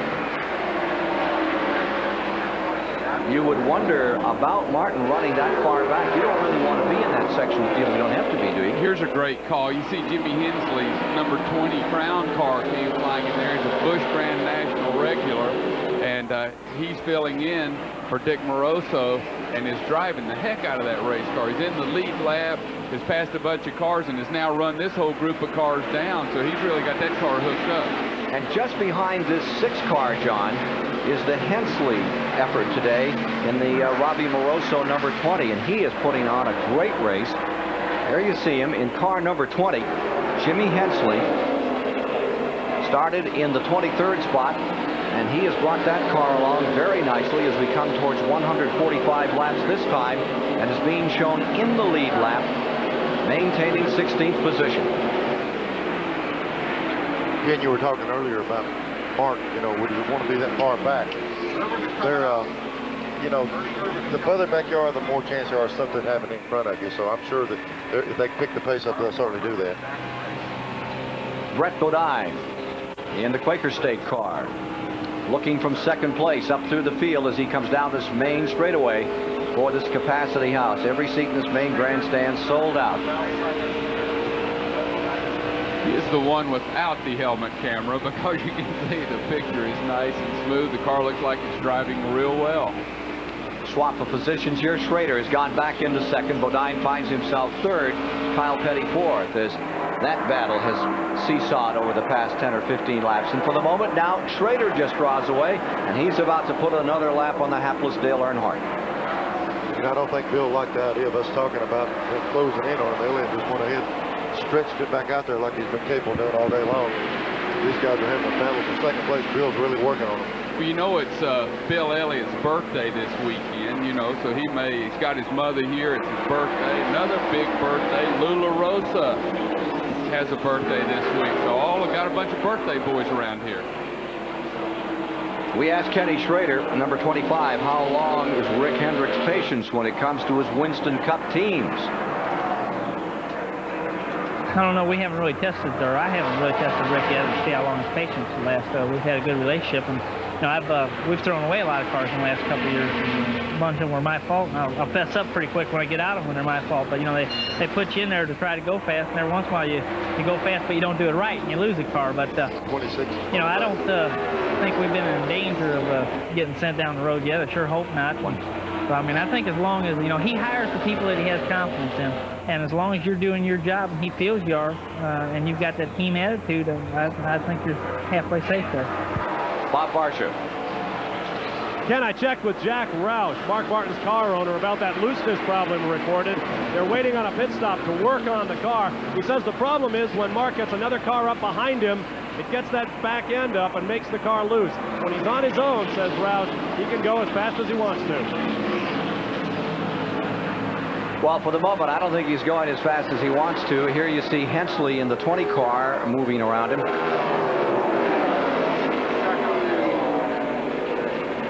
Back in second place, Schrader getting some pressure from Kyle Petty's Pontiac. Ford in first, Chevy second, Pontiac third, and that number 42 Pontiac is making the move. Well, you'd expect Schrader to be among our true value hard chargers. That's the way he runs that car. That's right where he is. Bill Elliott's led the most laps. He gets 5 points for each one of those. But Schrader gets 4 points for each lap that he's running second at 100 laps. Elliott 468, Schrader 276. Then Ernie Irvin, who's now in the garage, Jeff Bodine, and Davey Allison, all getting true value hard charger points as they pile up on the day. We're now 11 laps away from the halfway distance and a $10,000 bonus in the race, which looks to be very much in Elliott's pocket, and that smoker continues to be Wallace. He stays out here now several laps down, and they keep bringing him in. He keeps working on the car, but it's not going his way for a former winner of this event. You know, this might be a good time to call Barry Dodson in. And we're talking about the 6 car. When someone gets behind it, you know, we do a lot of adjustments. Barry, what would be the best thing when someone's right behind the car to correct the problem?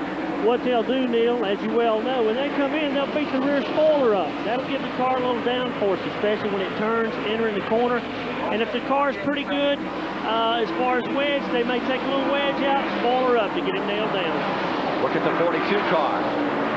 Kyle Petty with an inside run. Put Schrader back to third. Kyle Petty now goes to second place. Former winner of the 600 here, Kyle Petty on a roll into second spot. And we're 10 away from the halfway distance.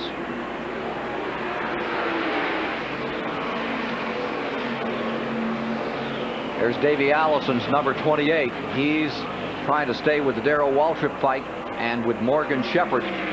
Davey Allison's number 28 Ford, the Robert Yates machine, into the back straightaway. Behind him is Morgan Shepherd. Here is Waltrip beginning to tear. He moves around. Waltrip moving in, getting by number 11 Bodine, and he gets himself to 7th place and ready to go after Shepherd in the 15. This is Darrell Waltrip, number 17, now to 7th place, Jeff Bodine in 8th. Mark Pfister has the story for us. You know, there's a lot of celebrities, Ken, who have their own successful line of clothing, and some of them that really don't. This is Michael Bice from Ohio, and he's put together, I think, probably one of the nicest Darrell Waltrip outfits I've ever seen in my life. How long did it take you to put this thing together? I upgraded every year. I started out when he first got the tag car. Well, this looks gorgeous. You got a little car moving around up here, Darrell, Steve, and Jessica. And could you show us what time it is real quick? That's 17 o'clock.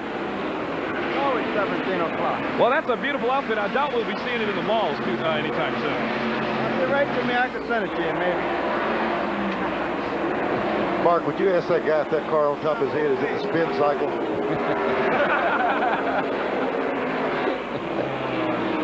Here is the 17 dropping down for a moment to the bottom, and you see Ricky Rudd going by him.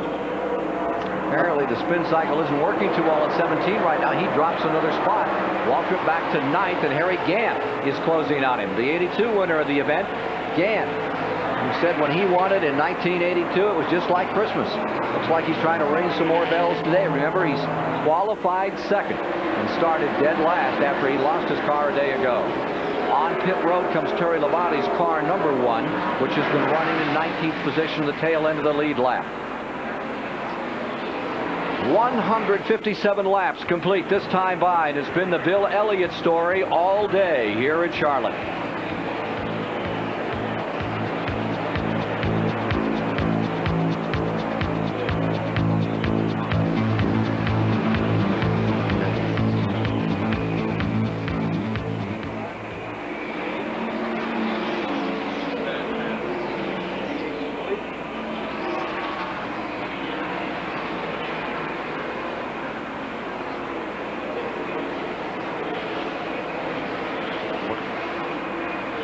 Is that one working?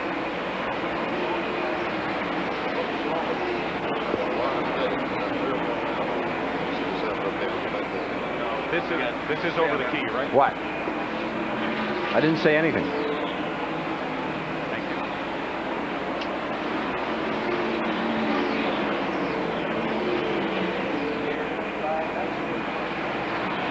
Brad, this is Neil. I can't call Barry anymore. I can't use talkback. I don't have it on this spare. We'll let you know what. Talkback over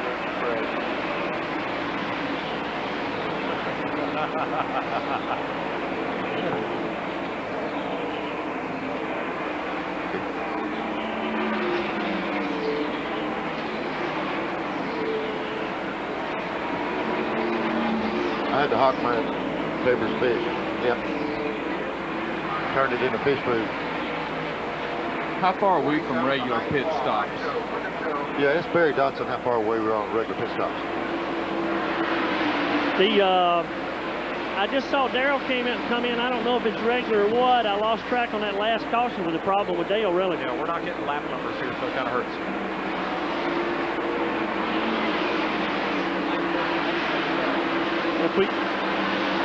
Mike 160.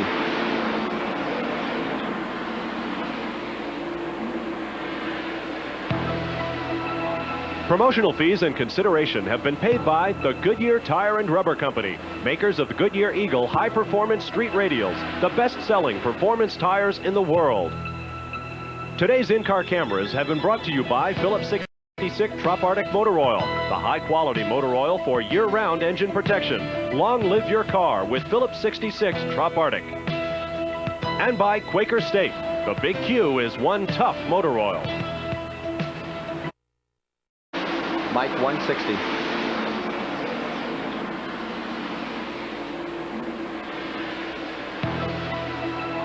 Promotional fees and consideration have been paid by the Goodyear Tire and Rubber Company, makers of the Goodyear Eagle high-performance street radials, the best-selling performance tires in the world. Today's in-car cameras have been brought to you by Phillips 66 Trop Arctic Motor Oil, the high-quality motor oil for year-round engine protection. Long live your car with Phillips 66 Trop Arctic. And by Quaker State, the Big Q is one tough motor oil. Bill Elliott's been on a tear here at Charlotte Motor Speedway, perhaps not seen since he won the Winston Million.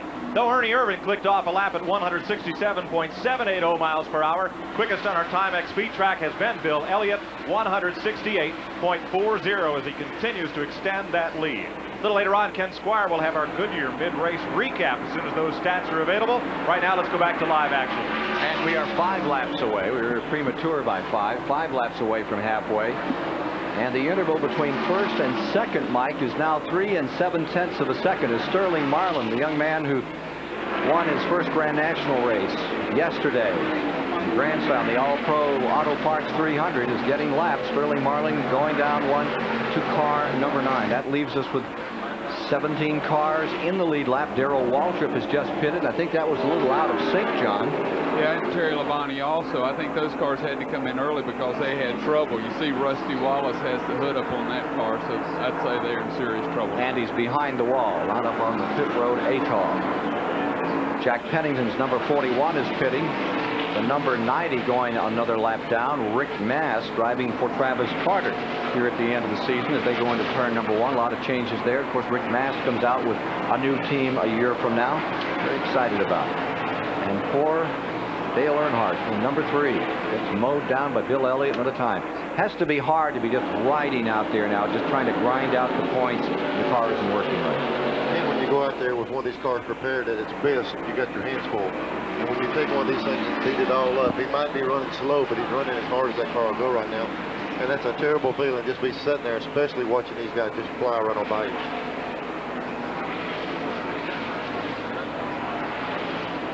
On the attrition for today's race, taking a look at attrition on today's card, we can pretty much, we have 3 cars officially down, and the 27 car, they're trying to get it back in, and because it's just behind the wall, it may be they'll try to roll it back out, but for the moment, it's gone to the garage area. So call it 4 cars out of the 41 starters that have retired as we come to halfway in the event.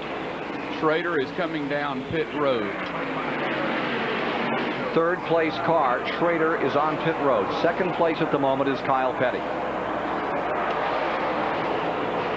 It's about time for our regular stops here. These guys will probably just go with 2 tires again. Bob Barsh is there. The Hendrick Racing crew goes to work on the 2nd place car of Kenny Schrader. It's quick and pretty uneventful. Got a spin coming out of turn 4. We've got 1, 2, 3 cars spinning and crashing out of turn number 4.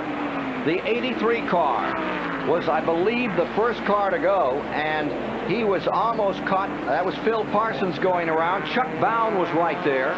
So was Bill Elliott, right in the middle of it. And was able to get through it. Well, there you see Chuck Bound, who won 6 Grand National races this year and leads in the Grand National standings. Line to the grass. He's able to get her fired and brings her back on. Car number 97. And that's the colors he'll be carrying, the Kellogg colors for 1991. The 83 Parsons is also back out. Barry Dotson, this sure comes at the right time for all of these crews who are getting a little anxious about fuel and tires out here as we come to halfway. It sure does. A lot of cars needed adjustments. The 9 cars staying pretty consistent. And I tell you what, you got to keep your eye on Brett Bodine. He's back there. You take a look at the in-car camera. He's real comfortable. I got a feeling he might show up a little later on. Let's take a look and replay at turn 4. Well, coming off the corner here, the car broke loose in the bottom lane. He just lost the car. The thing loops around. If you're watching the smoke, this is going to be the 9 car come right through the middle. The 9 car going through with the car spinning on the outside of him. Got right through the middle of the thing. He's lucky. Here's Kyle Petty right down in the apron in the grass in the middle of the tri-oval, going across the yellow writing right there. The first and second place cars barely got through the accident. Here's the way it looked to Elliott. A lot of smoke right there. He's totally blind. He makes a judgment call. He follows that car back to the right. Excellent job of driving, or some help from somebody else. I don't know what it was. There's Kyle Petty. He's just headed out for the grass, for anywhere to get out of the way of anything that might be coming down off that asphalt. That's when you need Toro as a sponsor. They can help you in the grass down there. Chris Economaki. Kyle Petty was in and out of here like a rocket. He went out so fast that one of his pitmen took a spill on the asphalt. Have to check and see when he's going to come back in again, whether that trip through the lawn left anything in the car they want to remove. We'll be back in a minute. Here's Kyle Petty making his 300th Winston Cup start here today. Winner of the 600 on this track back in 1987. Would love to get his 4th win in this event.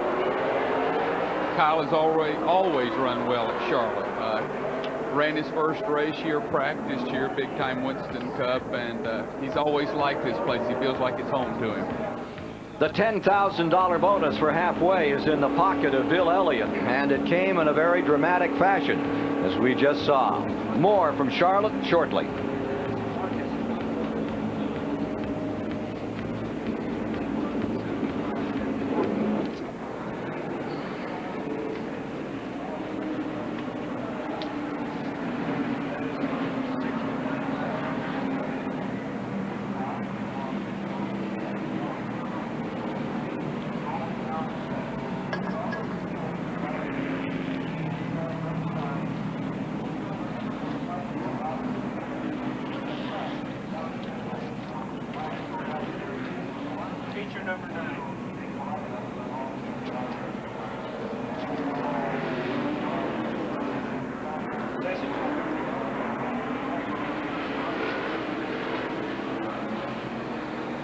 Yes. Yes, ma'am.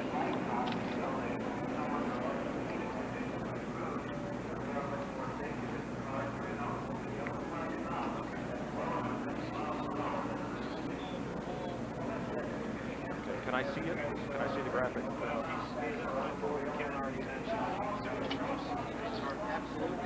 Patty, can I see the graphics?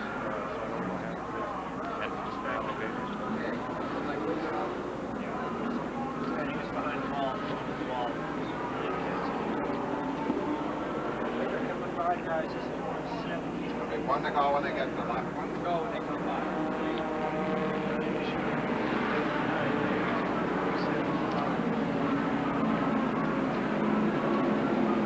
Three die. Okay, Lenny.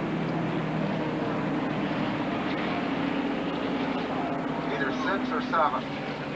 Darrell Waltrip is down a lap because of the pit stop. Mm-hmm. We show 18. We're 17. No, that's right. We're about to go back to green. First, here's our Goodyear mid-race recap. 6 lead changes among 5 drivers. The 3 caution flags have slowed the average speed to 133 miles per hour. 23 laps so far under caution. Very low attrition. Only 3 cars out of the race. Ken? Bill Elliott Whole story thus far. Brett Bodine sat on the pole. Good skirmish with Schrader at the beginning. Then Elliott took over and motored away. We're just completing the 4th caution of the day. With Johnny Hayes alongside and Neil Bonnet, we're topside just past the halfway mark, coming to 171 as they'll take green. We're going to get somebody else to take a shot at him now. Bill has been out front all day long. Schrader tried him. The 26 car tried him. Now Kyle was moving around the rest guys. Now we'll see if Kyle can stand the pace of Bill Elliott. Ford at first, Pontiac second, Buick third, Chevrolet fourth as they come to the stripe in the Mello Yello 500 live on TBS. Elliott has led 145 of 171 laps. Let's see if Kyle Petty in the number 42 can change those circumstances. So far, Ken, all we've been able to do is somebody get after Bill. He'll turn us a new lap record every time. He just picks up the pace. Work that Timex watch one more time. Let's go to Chris Economaki in Kyle Petty's pits.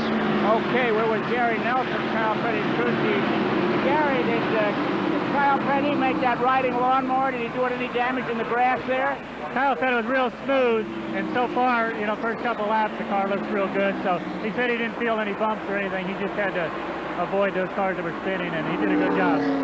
What about his ability to chase down the leader? Well, the car's been a little bit tight all day, and we've been waiting for a long run to see if it'll even out. And it looks like the longer we run, the closer we get to Elliott. But we don't know whether to adjust it now. So we do know later in the race we're going to adjust it to where it'll be able to run fast on the short run. We'll have to loosen it up a little bit. Okay, thank you. Gary Nelson, number 42 crew chief for Kyle Petty on how it's going. Ken, the car had that very characteristic. The longer it ran, the better it got. He started running Elliott down a little bit. Right now on the restart, he's tight. The 26 car is running all over him. And they're going to have to make that adjustment like Gary said, or either the car just wait on a long green run to be able to run him down. And once again, the 9 car bids adieu to everybody and just drives off into the sunset here. There it goes. The Dawsonville Flash. Dawsonville from Dawsonville, Georgia. Elliott just wheeling away from second place man Kyle Petty, who has his mitt full of car number 26. Brett Bodine is back in that Buick, knocking on the door for second place. And Mark Stahl going another lap down on the inside. Pulling up behind Bodine, with Brett Bodine, is Ricky Rudd in 4th. And 5th is Jeff Bodine in the Junior Johnson number 11. 6th is Morgan Shepherd. 7th is Gant. 8th is Schrader. And up to 9th is number 30, Michael Waltrip. A pretty good day, isn't it? And Ken, we're having a pretty good race of it right here, except for the 9 car being out about 2 blocks in front of these guys. Well, look here, we have the brothers Bodine, Jeff and Brett. Let's see if they would get together as family. Let's see if the big brother lets the little brother know, hey, I'm the race car driver. I was here before you. Or if he'll just follow his little brother. Morgan Shepherd has moved into 6th position. Ken Schrader has fallen to 7th. Harry Gant is 8th. Davey Allison 9th. Waltrip in 10th. And Alan Kowicki comes back to 11th spot with his Ford. There's the number 5. That's Rudd running 5th. Here's number 17. Remember, poor Waltrip, Darrell's gone and lapped down, got himself 19th position after that switch around on pit stops. Yeah, Darrell had the bad luck of having to come in early and made the stop, and then he got lapped. But look at this struggle going on for the 6th position. Morgan Shepherd in the 15, and with him Ken Schrader in the 25. And here's the battle for 2nd spot. 42, Kyle Petty on the outside. Brett Bodine trying to take him low, and with him comes Jeff Bodine in number 11. And the Bodine brothers trim those cars right there, nose to tail, down the main straightaway. Let's see if Jeff goes with his brother or with Kyle Petty in this drafting situation. I don't know. I feel like Ricky Rudd's going to jump on the outside and make it a good 4-way battle. There's the pictures from the Quaker State Buick. Brett Bodine giving us these shots. It's like World Wrestling Federation here. The Bodine brothers trying to pin poor Kyle Petty. And car number 11 coming on the inside. Jeff Bodine working Ricky Rudd. There's 4th spot for number 11. Rudd in 5th.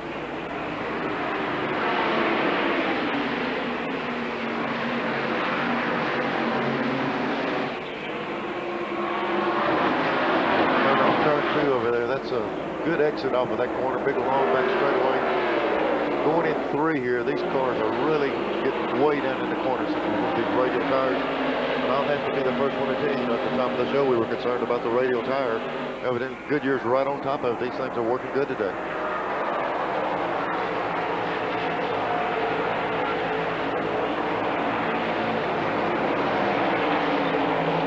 Here's Bill Elliott, number 9, continuing to draw away. Bill Elliott gives us his opinion of this Charlotte track. Well, Charlotte's a difficult racetrack. It's always hard to set up for because 1 and 2 is normally different than 3 and 4. And 3 and 4 always changes so much during the day. And you just got to give it your best shot and hope you got it right. And this place will change as much as any racetrack we go to throughout the day. And that's the thing you have to work toward. And us running the radial tires here for the first time will make things different also. Elliott in front, continuing to work his way away from the rest of the field. Kyle Petty in second, and then it is Brett Bodine running in third. 181 laps are complete.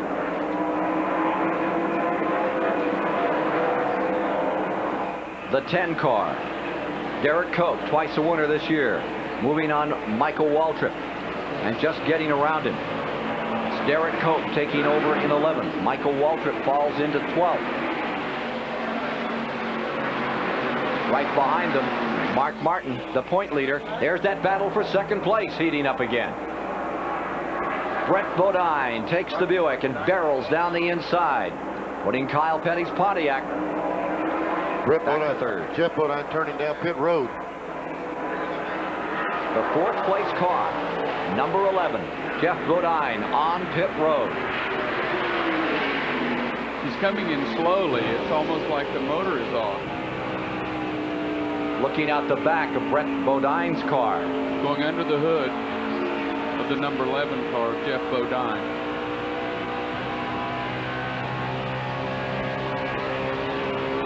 Kyle Petty's number 42. Low angle shot. And a sad one here for car number 11, the Junior Johnson team. 42, Kyle Petty settles in for another run.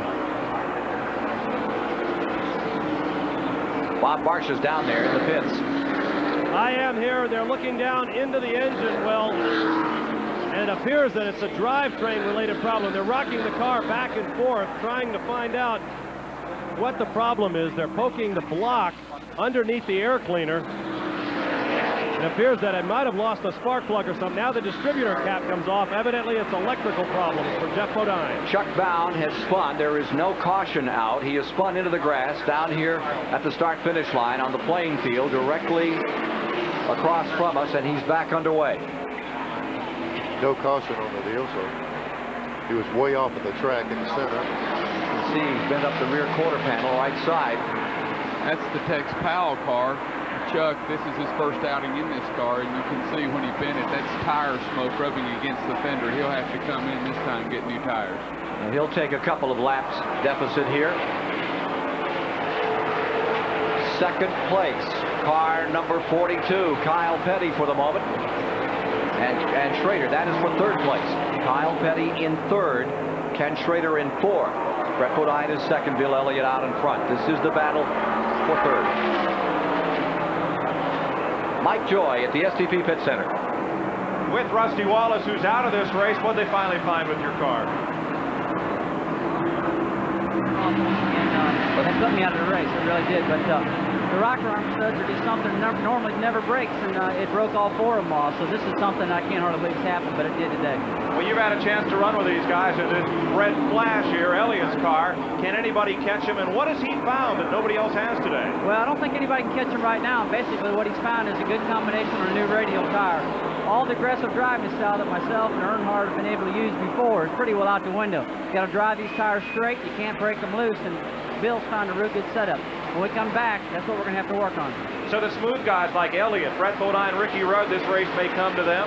It might come to them. It looks that way. It looks like I'm going to have to tame myself down with a lot of others. But the chassis setup I had in the car was an awful tight setup. I was very leery of it. But it did run pretty good, you know. It looks like it was running 5th, 6th, 7th back in that area.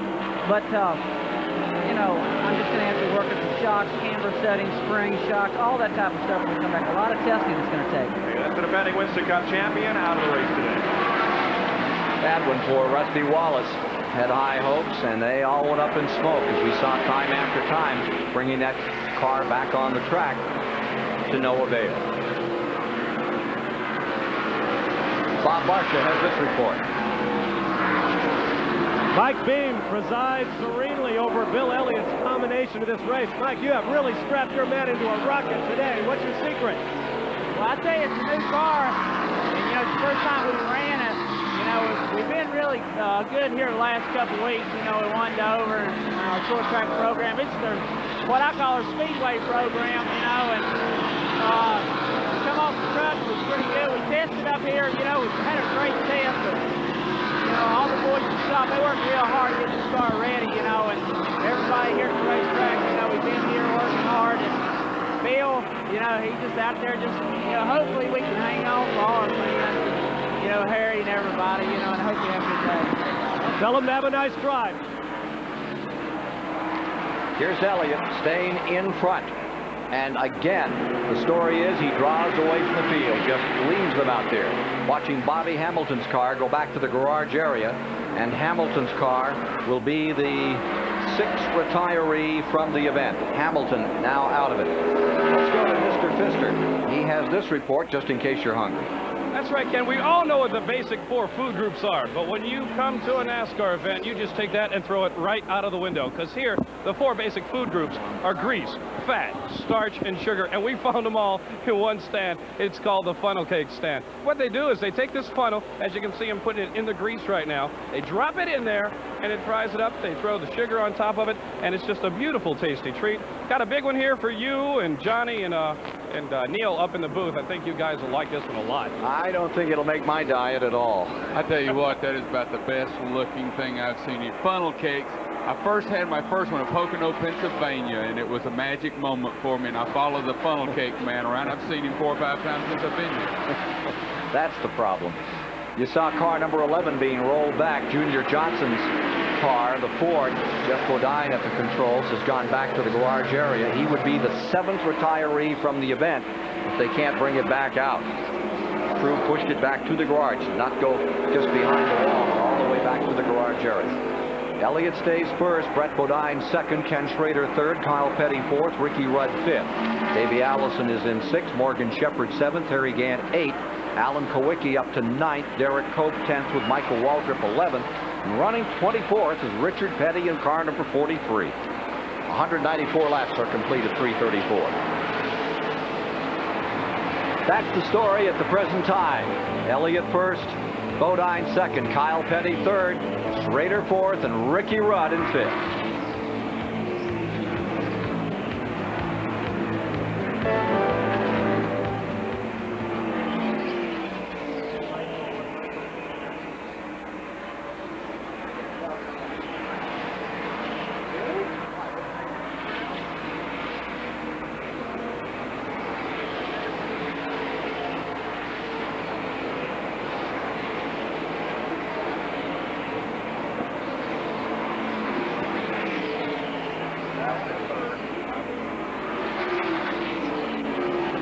Anybody want one of my bananas? Nothing. Huh? You sure? What?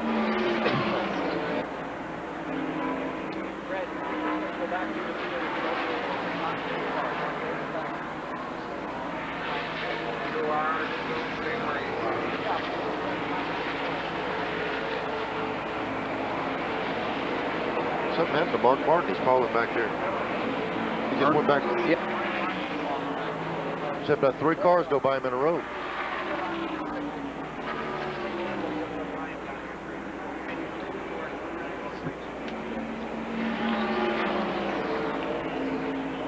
See, something's wrong with that thing. 6 car. Yeah, bad wrong.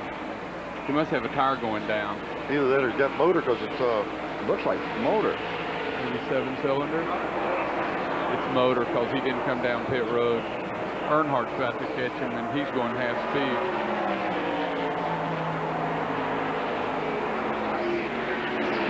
That's all I can do to keep you straight, Fred. Would that be wild? Earnhardt take the lead. Mark break. I mean, it's possible. Yeah.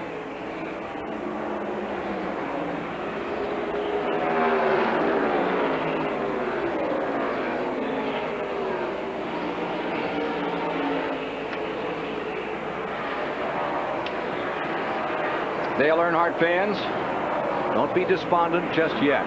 There appears to be something happening. Remember, if you're just joining us, that Earnhardt is running 7 laps down. He's had some major problems at the mid-distance of the race. Got hit on pit road by Ernie Irvin's car. Lost some laps. But now it appears that number 6 is backing up, and backing up dramatically. I don't know what happened. The last couple of laps, there's been about 3 or 4 cars go by Mark pretty easily. Looks like he's off the pace at the end of the straightaway. Maybe someone can get in the pits and find out what's wrong with it. And remember, we're just past. We're at 199 of 334 to be run, with 3 races left on the tour this year after they come here. Looking forward to Rockingham and Phoenix, Arizona, and Atlanta, Georgia. If Martin starts to back up into the clutches of Earnhardt down a few laps, that race for the championship is not over. However, if he's able to stay up and really run strong, and Dale Earnhardt will really have his work cut out with just 3 to go. But here he is, not running at the pace we saw earlier. Well, as soon as we say that, he picked the pace back up because he was dropping back real slow, and now he seems to be running with those cars now. It looked like he almost had some major problem because 3 cars went by him and fell way behind him, and he's able to stay right there with them now. Rick Wilson, Dick Trickle, and Dale Jarrett all just sped by him. Here's the 28 car, Davey Allison underneath Ricky Rudd and taking 4th position. At 4 to Davey Allison, scoots down beneath the Chevrolet. There's the Tullius number 44 down to the bottom of the racetrack, Jim Sauter driving. And to the outside, here's Kyle Petty's number 42, trying to come back to life. From 6th position into 5th position goes Kyle in the 42. Gary Nelson told us earlier, Ken, that the car worked better on the long run. The car was too tight on fresh tires. They've got that long run going now, and he's coming just like he did before, back up through the field. I think we ought to check in with Barry Dotson on something like that. He's the expert on how those things loosen up and tighten up during a race. Yeah, we're getting down to, if it goes green, 2 more pit stops. What they'll have to do, if they get a caution, is free Kyle's car up. He cannot afford to give up that much distance on a restart, hold the rest of the field up, and let Bill Elliott get away. Barry, what do you do besides count the laps when a guy like Elliott is hitched up as he is today and he's just driving away from everyone? I tell you what, if he finishes, it looks like he's going to win it. You can make a few adjustments, but he's just too strong. He's going to be hard to beat. What's making the difference? What's making the difference on the car that's leading the 42, the 25, the 26, all of that? I think Rusty hit on a key point a while ago. Bill's driving style has a lot to do with it, and he's got, looks like a perfect chassis setup thanks to Mike Bean. Well, as we look here, we see the 28 car, Davey Allison in 4th, then Kyle Petty in the 5th position, number 42. Running well down from that leader. There is Elliott out in front. Again, there's one thing that there's some real nervous people on pit road, and it's Bill Elliott's crew. This is too easy. Anytime you drive away like that, you just know you've got the race won. If the car will last, then you start wondering what will happen to that car. Neil, have you gone through that? I'll tell you, I was up in Dover one time. I had a big lead. The Wood brothers kept saying, slow down, slow down. The slower we went, I finally called back and said, going to be slow down anymore? He said, no, we can't slow down anymore. We are. The motor broke a timing chain. I fell out of the race. Sometimes the easiest one you got in your grasp, something mechanically will put you out. You see Schrader in the 25 running 2nd to the bottom of the racetrack, and here comes Brett Bodine pulling around him and going into 2nd spot. Schrader falls to 3rd. Now he falls behind Davey Allison, and he backs up another spot. Schrader's coming down pit road. Pit stop scheduled perhaps. Wasn't he a little out of sync anyway with the field? We'll see. Chris Economaki is there as number 25, defending champion, the Mello Yello 500, brings her on pit road. And this one is an under-the-hood problem. Smoke belching out of the left-hand exhaust pipe, an engine problem of some sort. One man looking at it. Tires, fuel, and now the problem under the hood. Ken Schrader running up with the leaders most all day long. Now has got problems that require the lifting of the hood to service. the man is still looking. He can't quite tell. Kenny shuts it off, and he takes the net down. He'll be stepping out of the car. Maybe we can get a word with him. Apparently, the car is done for the day. A tough break for Kenny Schrader. Come back to us in a minute or two, and we'll talk to Kenny Schrader. The Chevrolet that had started in fourth, the defending champion Schrader, being rolled back to the garage area, and he becomes the 9th retiree from the event. Here's number 6, Mark Martin, who's running in 15th. Let's find out what's going on with that car. Bob Marshall. Yeah, Steve Beal, the crew team manager, I should say, has talked to his man on the wire there. Steve, Mark seems to be slowing a little bit. Have you got a problem? Yeah, I wish I could say we're just protecting our points lead, but honest, man, that's as good as we can do. We've been real bad loose all week. We're still real bad loose. We just haven't been able to fix it. Got a ways to go yet, but the way Bill's running, I don't believe we got a chance of running real good, but we'll try to work on it. Well, this championship is obviously a long way from Flint. You bet. He's running 15th. He's on the tail end of the lead lap, and he may fall out of that lap as Bill Elliott continues to just whomp the field. He's pulled out to an 8-second advantage at this time.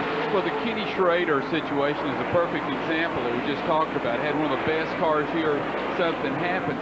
If something happened to Bill Elliott, we have 10 different cars that could win this race because the rest of the cars are pretty much competitive. Bill Elliott in a class by himself.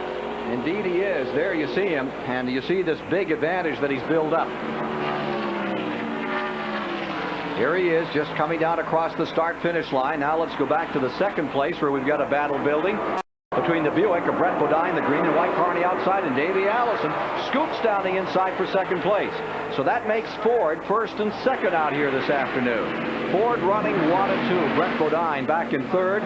Ricky Rudd in the 4th position. There's the Bodine car maintaining 3rd position. He's set on the pole at 174 miles an hour. First pole position in the career of young Bodine. Not the youngest, but younger than Jeff. Get the feedback we got from the pits a while ago that Mark Martin was real loose. When we saw the cars pull up behind him a while ago, all of a sudden he slowed and let them by. When you're in a loose condition, you certainly don't want anybody on that back bumper. It really complicates the problem. So when somebody gets behind him, he moves over, lets them by, then he drafts them for a while. He's a really smart race car driver, too. He will not put that car in jeopardy on purpose. Brett Bodine takes you down through. Here's the 42 car that's running in 3rd, several car lengths behind. It's 42 Kyle Petty. Then in 5th you see Ricky Rudd. Remember that Waldrop is running 1 lap down in 16th position. The number 5 car, Rudd, is in 5th. Walter Trivett really giving it a good run all day, though. He had the bad luck to cut down tires, but he's sure been able to run with these people. He got a little bit loose there. Rudd jumped back under him. Darrell let him go by. But Darrell Walter Trivett, excellent race. Let's go to Chris Economaki. We're here in the garage area with a disappointed Ken Schrader. You had engine trouble, I know. Tell us about the track in turn 4, Ken. What's it like? Well, when you hit the bumps the wrong way, it shakes you loose a little bit. But I'll tell you what, the track's real slick, but the Goodyear radios are doing a good job. I really like the way they felt for the first time here.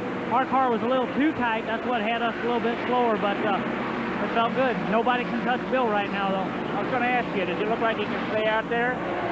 Well, yeah, if we were too tight, we hoped we could loosen up and get enough speed to catch him, but it was going to be a roll of the dice, because right now he just plain old got everybody covered. You weren't saving anything, huh? Well, I wasn't really saving anything, but we thought we could adjust the car and go a little faster.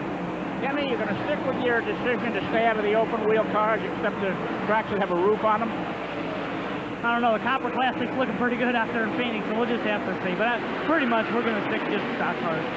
Okay, Kenny Schrader out of today's race. Back to the booth. 6th place car, number 15, Morgan Shepherd, the Bud Moore car. And behind him comes Harry Gant in number 33, running in 7th place. Gant's had a good run. He had to go all the way to the rear. He had qualified 2nd and broke his car yesterday. Here's the 15 in that 6th position. And there you see the 33 car, Harry Gant, running just behind him. There's Gant again closing up, and behind Gant comes the number 10 car in line. Actually, the 8 car is in there, Bobby Hillen, who's running back in 17th spot, 1 lap down. There's Derek Cope. He is running 8th on the field. Behind this two-time winner this year is Alan Kowicki's number 7. Kowicki would be next, and you see the interval back to Kowicki running in 9th, and right on his rear bumper perched there is Michael Waltrip in 10th position. The 30 car, Michael Waltrip's Pontiac 10th. And Jimmy Hensley, driving for Robbie Moroso today in car number 20, would be next back in the 11th position. There's Hensley. Just coming into your frame. He's trailed by Rick Wilson in 12th with the 75 machine. There's the 20 of Jimmy Hensley, doing an outstanding job, and with him comes Rick Wilson in 12th. So that's how the front of the field is deployed, with 216 laps complete of 334 to be run this afternoon in the Mello Yello 500 as Bill Elliott takes the role of dominator in this event.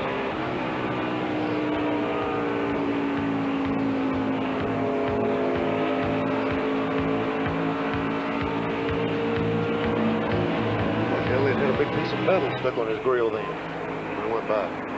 Maybe it's paper.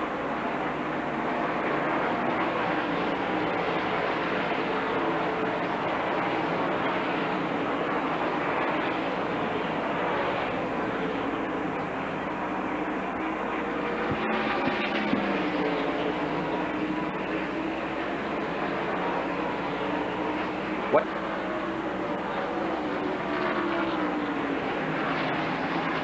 Let's get a camera on Elliott, see if that's a piece of metal stuck in his grill. Gotcha. Give me a second. I got to untangle the mic. Talking to Neil.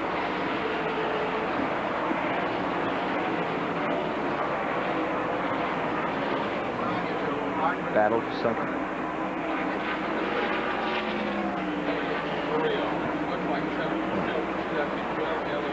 One, 2, 3, 4, 5, 6, 7, 8, 9. Yeah, there is something in his grill. Like a piece of sheet metal, that's what I'm talking about. Make a longer walk. Make a longer walk. Make the car run hot. It is. Yeah. Okay. I just need. We need to get right over here. All right, now this water's hot.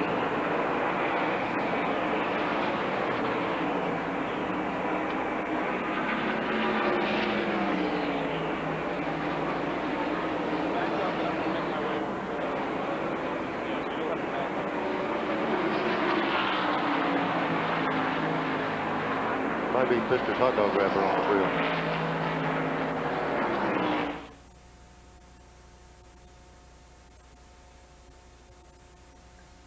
Promotional fees and consideration have been paid by the Goodyear Tire and Rubber Company, makers of Goodyear Eagle high-performance street radials, the best-selling performance tires in the world. And by First Brands Corporation, makers of STP racing products. And by the U.S. Air Force Reserve. Over the years, we've saved thousands of lives. Dr. Olson, we need you over here right away. Let's cut that, please. Get a pressure on it.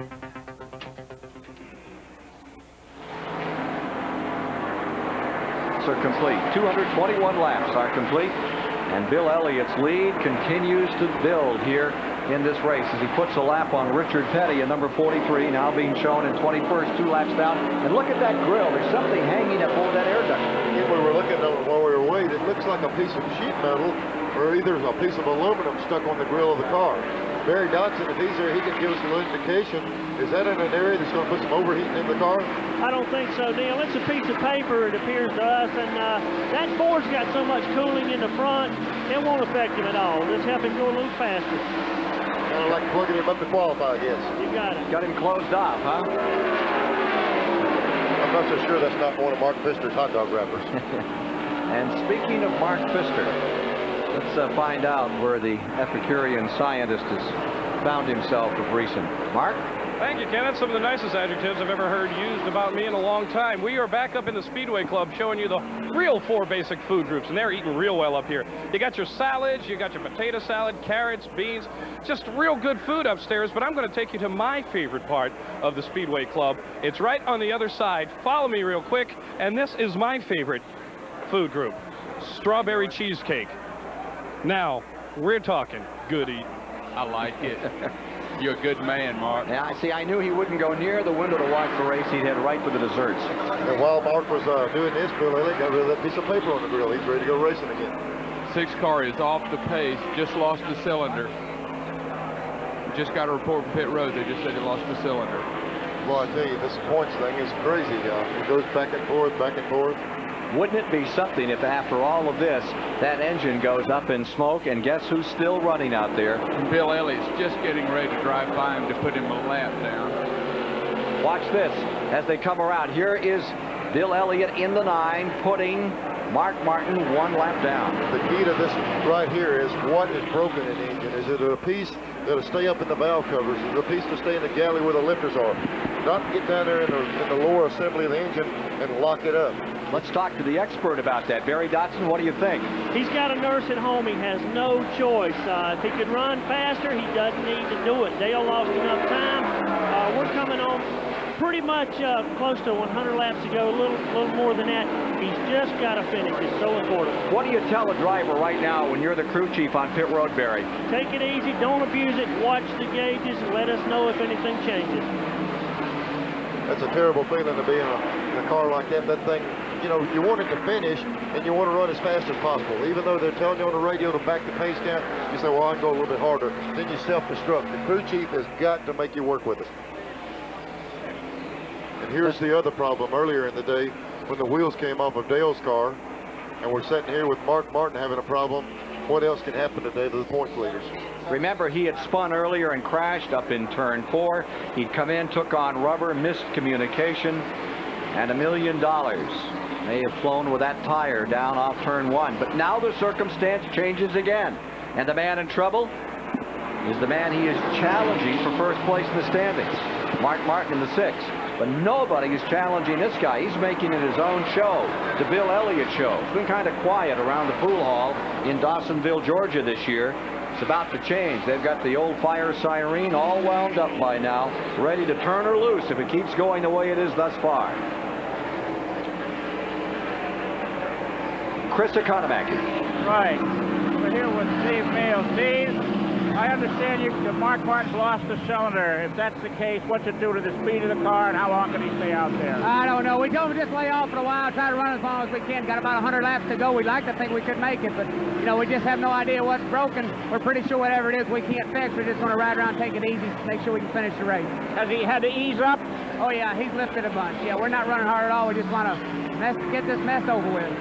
Okay, Steve Mayo, Mark Martin shooting for the national championship, having to take it easy. And I think that's a perfect quote for him, and how disappointed, because they could have closed this thing out today or put Dale in deep trouble. And now let's just get this mess over with and go on to the next race. 230 laps are now complete. Alan Kowicki is pitting, and there you see Martin falling back into the clutches of others now. He's gone a lap down. Alan Kowicki is, Mark Martin is 1 lap down, and Alan Kowicki has gone in front of him in that lap down. Kowicki is running 14th. Martin is falling to 15th, and Darrell Waltrip is ready to challenge Martin and take that position away from him and put him back to 16th. We have 13 cars running the lead lap as Bill Elliott is out in front, and green flag pit stops are coming up. Here is Kyle Petty coming on pit road. Morgan Shepherd coming in. Bill Elliott continuing to lead. Bobby Hillen pitting. It is a green flag pit stop situation with 231 laps down. We'll be back with more of the Mello Yello 500 from Charlotte shortly.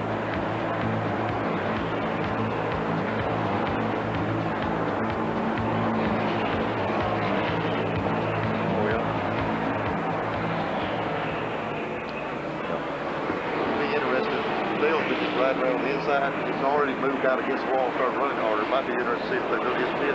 Yes, I am, Dennis. Yes, I am. Dale's going to pick the pace back up. We need a couple of things. We need to make a car that has led the most laps in one of these classes. That's number 1. Number 2, keep checking that interval. It's now 10 seconds. Okay. We need to know that, and that's an important part of the story.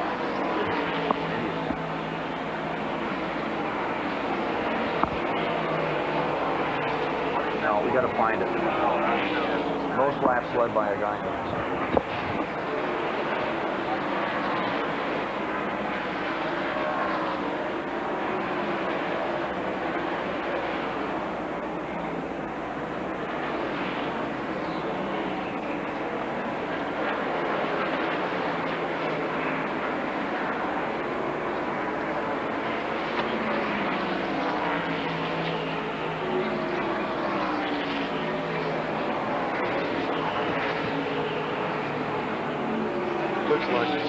getting slower and slower.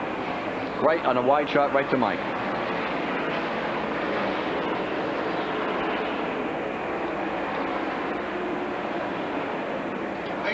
Pit road. Leader on pit road.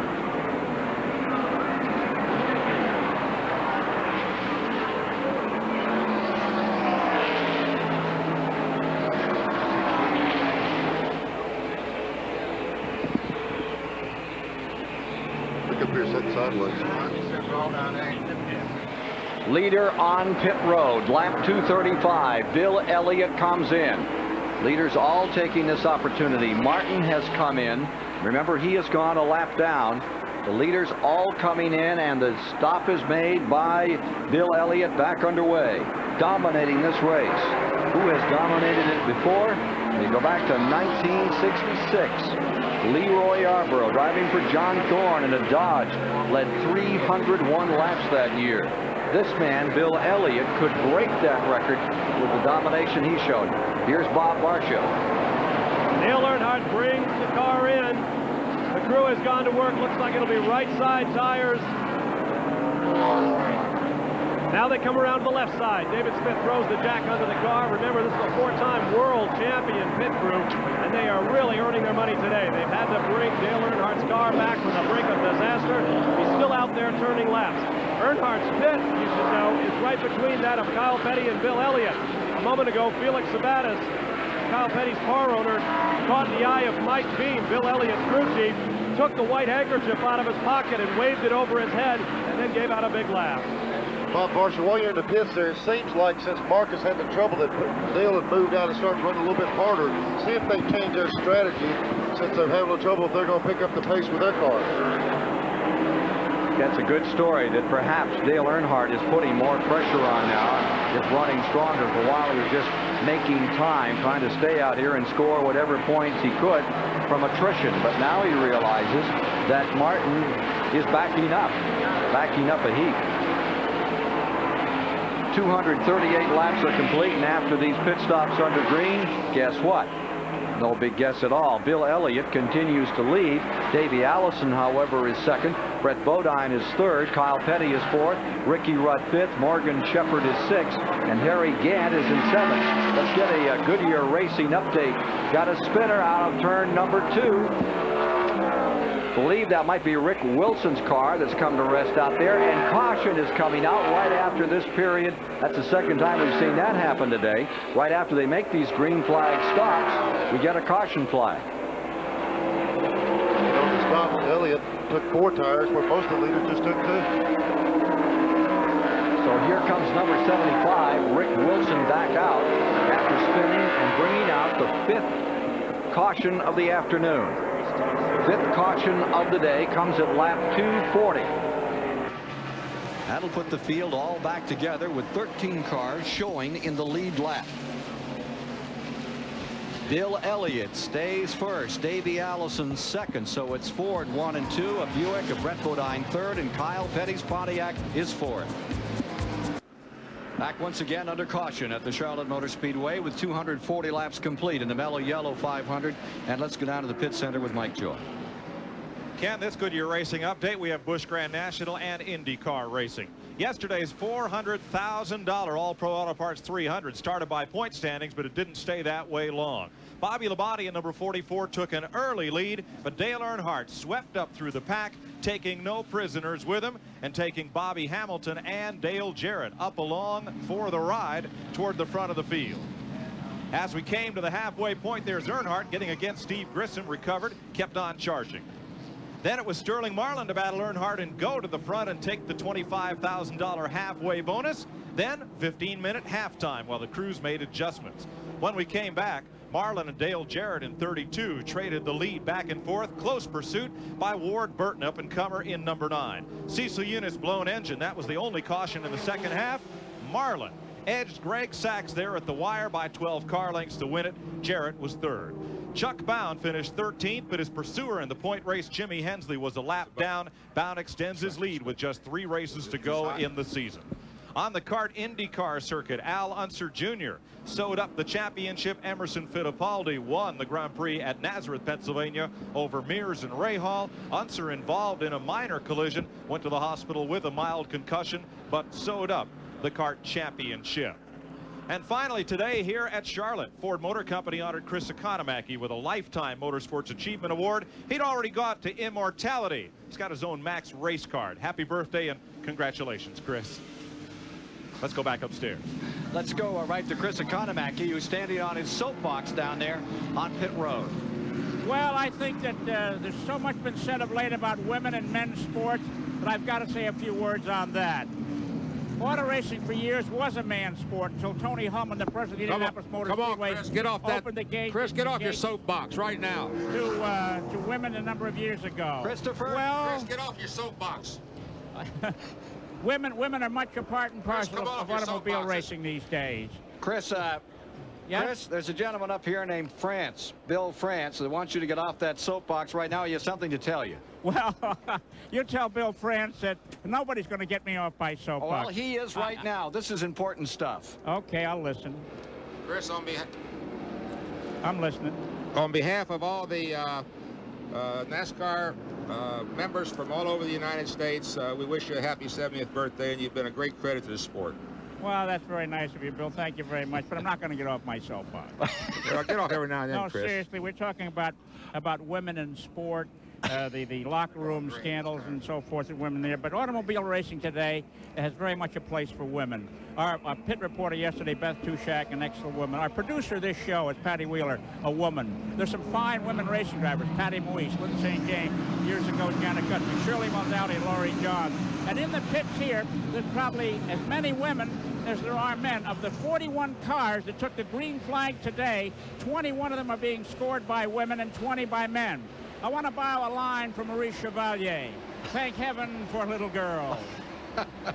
Chris, on behalf of all the NASCAR members, we agree with you for one of the first times in your history that women are welcome at NASCAR and in motorsport. Thank heaven for little girls. But you can't get him off his soapbox, Bill. It's impossible. Well, he's a great man, though.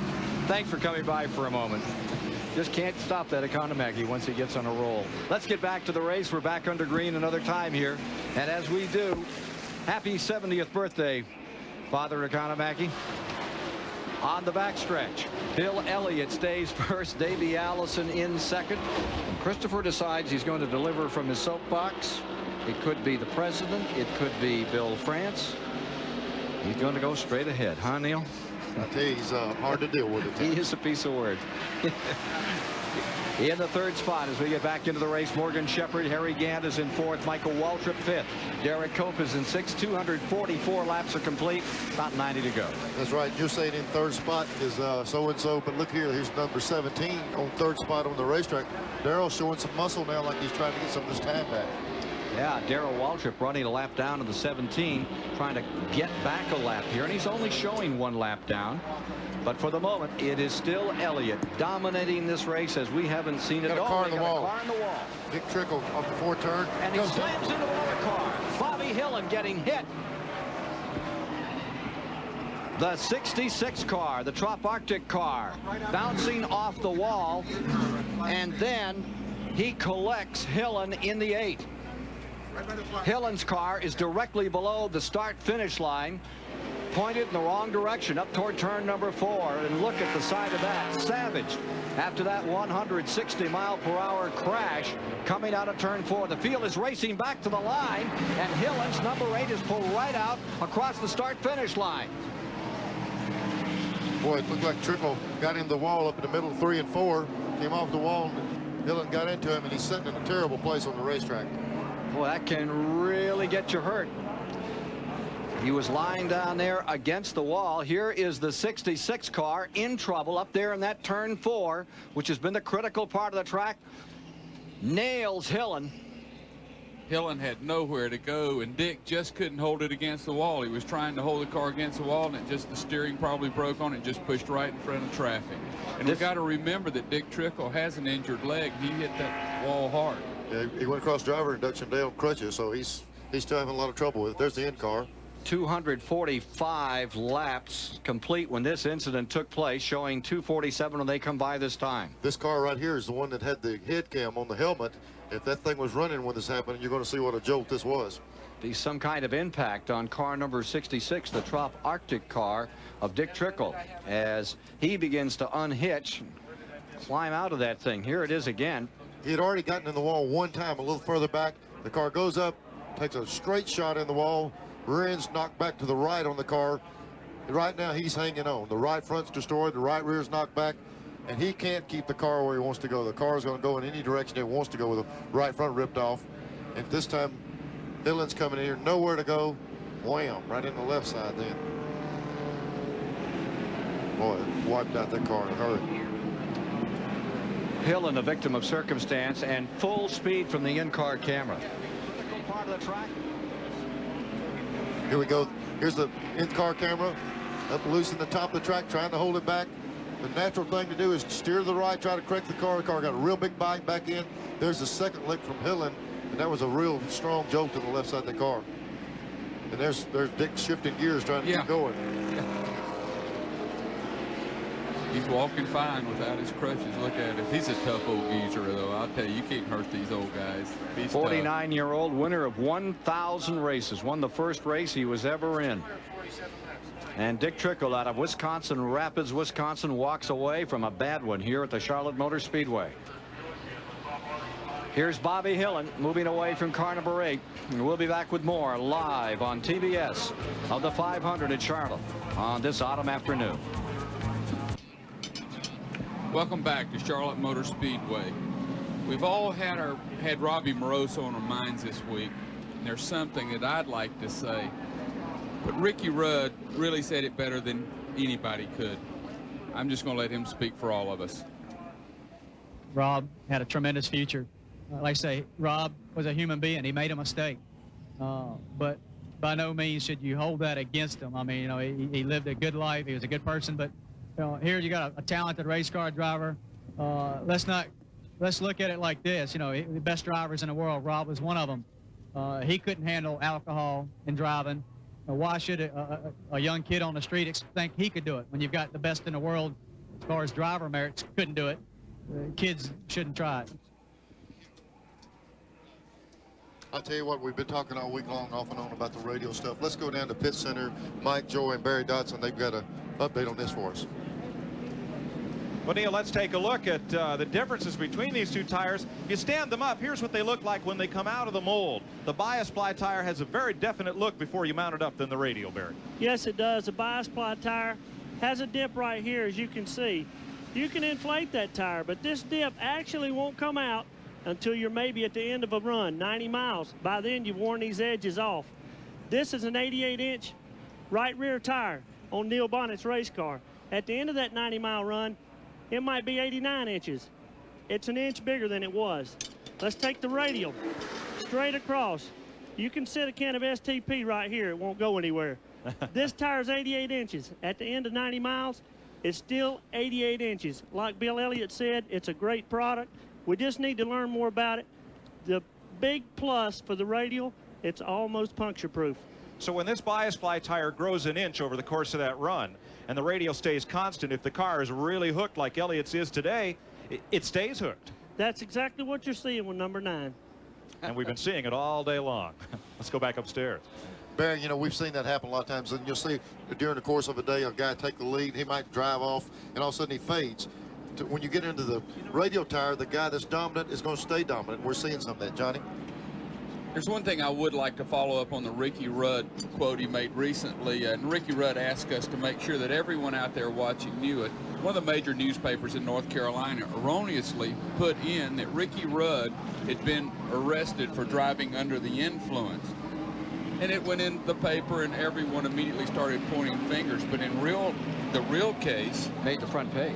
Made the front page of the paper. But in the real case, they picked up the wrong Ricky Rudd. It was not Ricky Rudd, the race car driver, and he is sick about it. He's negotiating contracts, he's doing things, and this could kill someone like his reputation. Ricky Rudd does not have traffic problems. He's never been drinking and driving. And he just wanted America to know that, hey, they picked the wrong guy, and he works real hard to live the right image. Speaking of work, I'm going to see if I think Rudd's going to own that paper before this is over, and I'm going to see if I can be sports editor? Sports editor, and maybe go down and help him run the paper every now and then. But that was a bad shot. He was so upset. Let me tell you what, Dale Earnhardt touched on it at the press conference the other day. You know, they jump on the drivers when something like this happens. They say race car drivers do this, do that. They don't see the times at your children's hospital, that you're racing the other night. On Monday night, we raised $112,000 for charity here in Charlotte.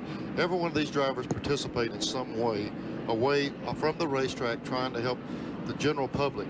And then when something like this turns around, it's kind of a bitter shot. But the only thing we keep doing is working our side, trying to help in every way we can, and hopefully this will turn for good. But I think the point is, as much as anything here, is that when you live life in the fast lane, when you have all this notoriety that you have to accept if you become a big-time racer, that it just behooves everyone involved in the sport, be it in the press, be it the mechanics, be it whoever, to be on your guard and to be ever vigilant about, if you care about the sport, about making sure its reputation doesn't get tarnished. All right, let's move on here. We're at 252 laps complete. We're getting set on a restart. It'll be 1 lap to green. Let's go to Bob Barsh. Fellas, during all the hubbub, no crew has been busier than the Richard Childress Racing Goodwrench crew for Dale Earnhardt behind me. He has made 4 stops. They have changed the springs on the back of that car, and I think this answers the question Neil Bonnet asked earlier. They have definitely changed their strategy now that they hear Mark Martin running around on 7 cylinders out there. They have softened up the back of the car because all the bodywork damage on the number 3 Chevrolet has made it very loose. They want to help Dale go as fast as he can, but they know now that he can make up ground on Mark Martin. Thank you, Bob. As we come down to the restart after this 6th caution of the day, I know this will come as a shock to many, but somehow Bill Elliott remains in front. He's only missed 15 laps being out on the point all afternoon. He has Davey Allison directly behind him, Morgan Shepherd in 3rd, so it's Ford 1, 2, and 3 as they go back under green in the Mello Yello 500 here at Charlotte. Darrell got the jump on him a little bit. Bill's going to the outside, but Darrell's going to say, can I get it back? He's going to drive it as hard as he can.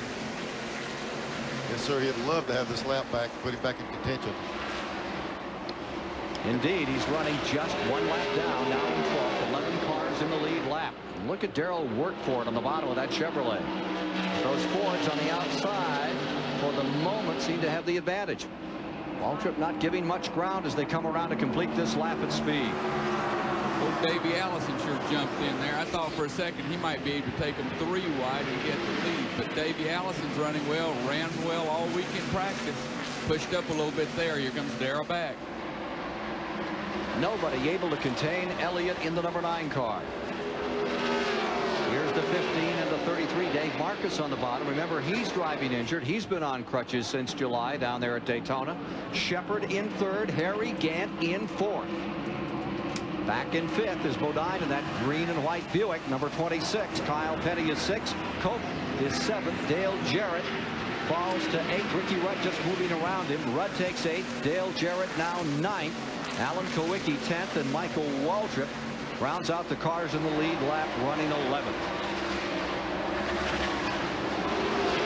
You see the 26 car, Bodine in 5th. Barry Dodson mentioned earlier that he feels like the 26 car will be a factor in this race. I do also. That car has been strong all day. It might not be on the point, but it's sitting right there in contention. It could be a factor in this race before it's over. And so is Ricky Rudd in the 5 car. Here you see the 75 just in there. Rick Wilson's running 13th. Remember, he spun earlier off on the backside. 26 is in 5th.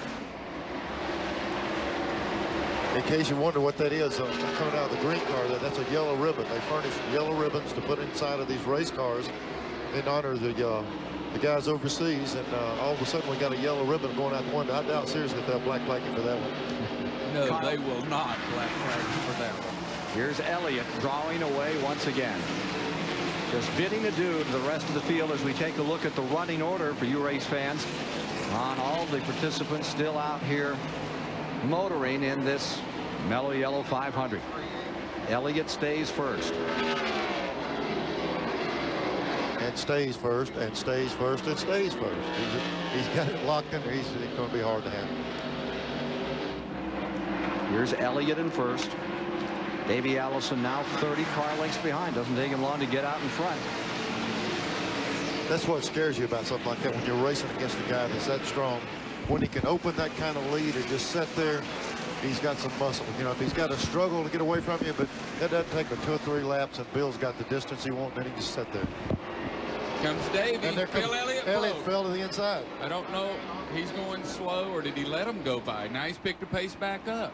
You know, that's... I don't know. No, he's come down pit road. Must have cut a tire down. Yeah, he's about to lose the car. It's got to be a tire.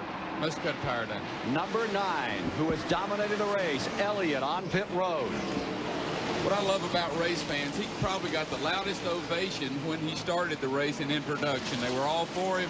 He just got a standing ovation for braking and coming down pit road, so they changed during the race. Sometimes if you stink up the show, it makes him a little mad. He was running away with this one, I'm telling you. He had him covered. Now Davey Allison's race to win in the 28. He's changing 4 tires, and he's going to run a real close, be close on getting lap. He's going to get lap down. No way about it, other than a lap down. But of all the people in the field, he's the most likely to be able to get a lap back. He's going to be way more than a lap behind them. 260 laps complete of 334 to be run. If he could get himself a caution and get hitched up, he could get back into it. And you watch old Darrell get out after Davey Allison. This is the crafty old veteran coming at him, and he wants it back now. He couldn't get it back from Bill, but you look into that picture, and he just drove right in it. There's Davey Allison in front, and here comes Waltrip trying to take that lap back. Davey Allison, how would you describe the way Charlotte has treated you in the past? Well, this track has been good and not so good. You know, we've been here 1987. We should have won both Winston Cup races here, and we let problems get the best of us. I blew an engine in both of the races in 1987. In 1988, I got myself in a wreck and had the fastest car in both of them. I should have won the Winston here in 1988, and the throttle stopped, backed off, and held the carburetor from going wide open. So I ended up finishing 3rd in it. You know, there's some good and some bad in that. The good is that we ran good, and the bad is that we didn't finish good. And you know, we feel like that Charlotte owes us one, but we know that it never gives one away. Ken, I don't know who's keeping up with the Timex fast lap, Bill, but they better get to watch out, because Elliott is going to show them what it's like to come from the rear of the front. He's passing inside, outside, and he's doing it on the straightaways and the corners. He's flying. I was watching the same thing. It looks like everybody else is tied to the racetrack. Once he gets to this group of cars, it'll be interesting to watch him, because he is just driving by like everybody else is. There is number 28. Here's number 9. This is Elliott, who's running a lap down. Bill Elliott in the tail end of that. And he's just getting ready to get some cars, but I just want you to watch how fast he goes by. These are great cars. And that is a great car. That is the 21, Dale Jarrett, that's been running 7th. He's been staying in the top 10 all day. And a little, I mean, he is skedaddling. He's running it dirt style as he comes around. He came out on the racetrack about a 1/4 mile behind these guys, and in 2 laps he's running them down. He'll go clicking up through there in a hurry. Remember, he's running from a lap down, and he is running in 13th position. Waltrip and Rick Wilson run in front of car number 9, 1 lap down. 10 cars now in the lead lap. The lead lap is Allison in 28 first, Shepard 2nd, Gant 3rd, Brett Bodine 4th. Change that. Put Gant up into 2nd now as he just goes by Morgan Shepard. Harry Gant taking over in 2nd. Then Morgan Shepard 3rd, Brett Bodine 4th, Kyle Petty 5th, Ricky Rudd 6th, Dale Jarrett 7th, Cope is 8th, Kowicki 9th, Michael Waltrip 10th. We were joking earlier about Harry Gant when somebody said they're going to make him go from the front row and put him in the back and make him start.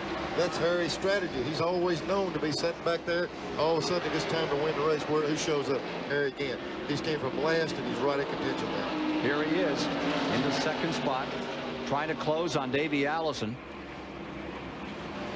Well, his main goal is to beat Michael Elliott's back down pit road. Uh-oh. Elliott's coming down pit road. 2nd time in the last 8 laps for Elliott on pit road. Bob Barsham. Bill Elliott brings the number 9 back in. I think the problem is a broken wheel. He's got terrible shaving of the inside of the wheel at the left rear. Another one comes off. A new set go on the left side. No adjustments to the race car other than new tires and some more fuel. But they'll take another close look. The left rear wheel is going very bad on the number 9 car. if that's the case, we might ask Barry Dodson, but there's a possibility there's something wrong with the caliper, the brake caliper. If something's eating the wheels up, it's got to be a problem causing it. Yeah, it could be, and when you get in that big a hurry, it could be a loose wheel, you don't know. If there's one that will come loose first, like it did with us last year, trying to win the championship, it was the left rear. It tries to come loose. It drives against it. So we'll have to wait and see what happened here. It's just a tough break for Bill, but like you said, Neil, if anybody can make up that ground, he can do it. Well, now he's almost 2 laps down as Davey Allison is closed up behind him. There you see Davey going into turn number 1 before this great throng. Then the lap car of Darrell Waltrip that is riding in 11th place, 1 lap down the 17 car.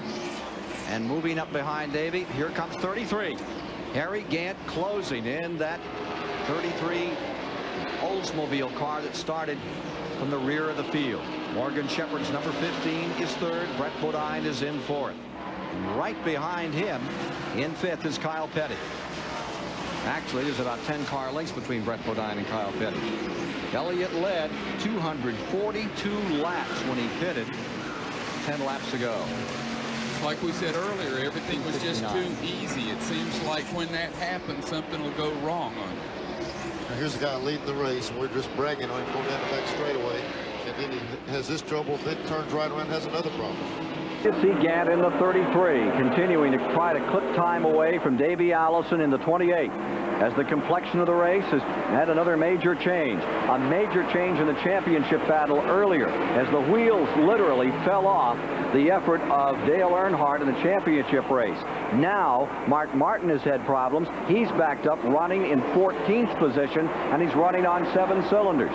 Davey Allison has taken over in the lead. Harry Gant in 2nd, Shepherd in 3rd. Here's your leader. But that Ford is beginning to feel some pressure from the Oldsmobile of Gant, the 1982 champion here. There you see the interval from 1st back into 2nd position. Looks like old Alf is on the move. We have a problem. Sunspots are starting to blacken out our picture.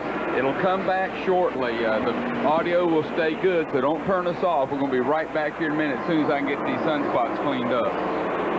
You going to fix them, John? Yeah, NASA has me to do stuff like that once in a while, clean up sunspots. That's why they call me Johnny Sunspot. Happens once a year, and it always seems to happen in Charlotte. Unbelievable. Elliott on pit road again. We got serious problems. Elliott's back on pit road. If it's a left rear wheel, they've got something creating a problem. And so for the 2nd lap down goes Elliott in car number 9. Let's go to Bob Barcia. Apparently what the problem with Elliott's car is his left rear tire equalized, brought the bodywork in the car down to the point where the hub was actually wobbling and wearing out the inside of the wheel. Obviously a chronic problem. It's going to take them a while to get something like that fixed, if they can fix it at all. So with 272 of 334 laps complete, the day that looked so golden for Bill Elliott has turned another sad hue.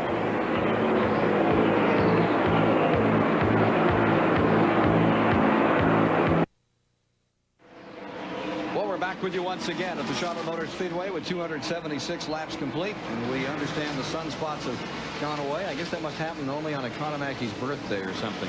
Anyway, here's Davey Allison out in front. His race to win now with victory in sight for that Ford prepared by Robert Yates. Here's the 26 car just getting around the 15. That's Brett Bodine moving into 3rd, and Morgan Shepherd falling to 4th. Harry Gant is staying 2nd on the field. See a lap car in between them there, the 75. The yellow car of Rick Wilson is now 12th. Incidentally, Jack Pennington has worked his way to 13th, and the rookie is 1 lap down from the leaders and having a very good run. And he's having a good run, but he's been working. I've seen him on several occasions come off turn 4 with a rear end really hung out on the car. The car's not just like he wants it, but he's running very well with it.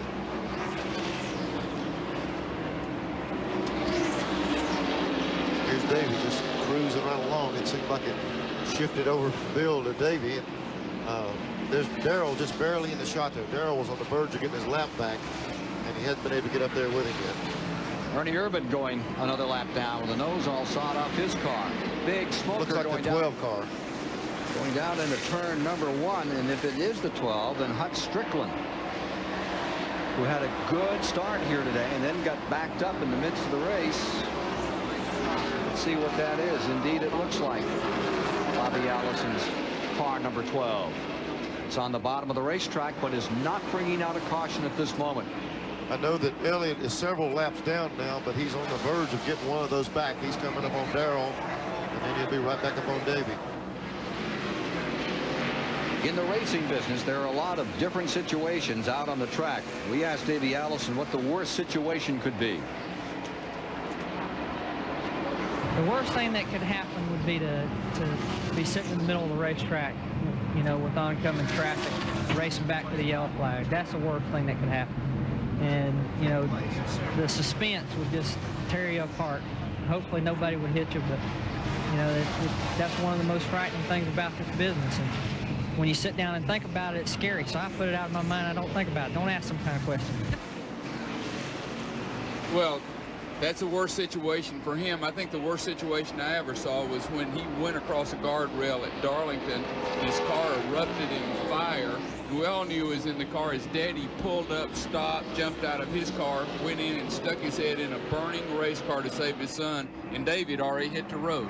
And so it scared me to death, and I know it did his daddy. Well, we saw Davey Allison out here describing a moment ago what was the worst moment for him, and that's indeed the moment that Bobby Hillin lived down here at the start-finish line. And I know Neil Bonnett's gone through it here at Charlotte. Let's go to our Mark Pfister, who's really hot. Thank you very much, Ken. We're up on the roof now. At the top of the show, we told you about the 150,000 plus that showed up for the race today. Well, they had to get here somehow. As you can see behind me, here's most of the cars for the race, and at $5 a pop, Humpy Wheeler's going to make some cash. Now, Highway 29 is behind me. Real easy traffic going right now, but in an hour, when the race gets over and you're stuck in it, you better have packed a lunch because you're going to be there a while. Well, they've got all those, they've got, what, 160 troopers to try to get them out of here. Oh, yeah. And all the traffic. And they do the best job anywhere in racing, I think, of getting people in and out. They'll block a highway and run 4 lanes one way and 4 lanes the other way. They get you out of here well. I'd really like to thank Mark Pfister because he brought some cake over from the rich people over the Speedway Club to Neil and I, and it made us both bigger people.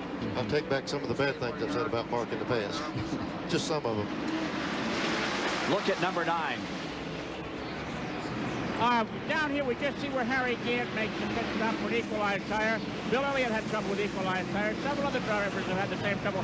Why are tires suddenly equalizing? I don't know whether Barry Dodson or Neil Bonnet should answer that question. This is Neil, but let's throw that to Barry. He's been down there. He's working with the tires more. Barry, do you know what's going on with that? Well, you don't know about an equalized tire. The bad thing is it puts you in a predicament like Bill might have been in. You have to get forward. The car vibrates so bad you can't pick out which one it is. What it simply is when the tire, the air from the inner tire gets in the outer tire, you just cannot stand it. You got to come in. There you see Elliott taking back one of those laps that he is down. But car number 9 isn't giving up. Bill Elliott getting right back into this thing, taking one back. A caution put him right back in this hunt big time. And Darrell Waltrip is closed up real tight on getting his lap back. I think Davey's car's gotten a little loose, but it looks like Darrell is about to get a shot at getting his back. We got to remember Bill Elliott has new tires and new rubber, so he does have better rubber, but looks like Davey slowed down a little bit. As Elliott had the field covered now on new rubber, that rocket ship number 9 is gaining 2 and 3 car lengths per lap. There are 286 laps complete. 334 is the distance. There you see Elliott's number 9 drawing away from the 28. Down a lap and that distance back. Here's the 17. Waltrip trying to get his lap back with that Chevrolet. Darrell's really got a lot more to gain right now than Bill. Bill is a couple of laps down. Darrell is 1 down. Darrell gets around him. He's back in contention again. And he's won a lot of races at this racetrack. The situation on Mark Martin, he is running 2 laps down and is in 14th position.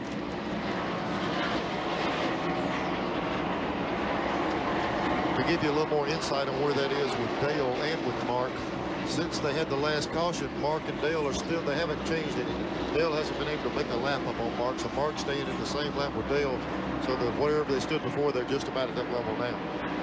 Harry Gant with such a great record on this track. He won here in '82. He's had a couple of seconds out here. Had a second a year ago. Here he is closing another time, getting right back into this thing in that second position and closing again on the 28. The 28 left him for a while.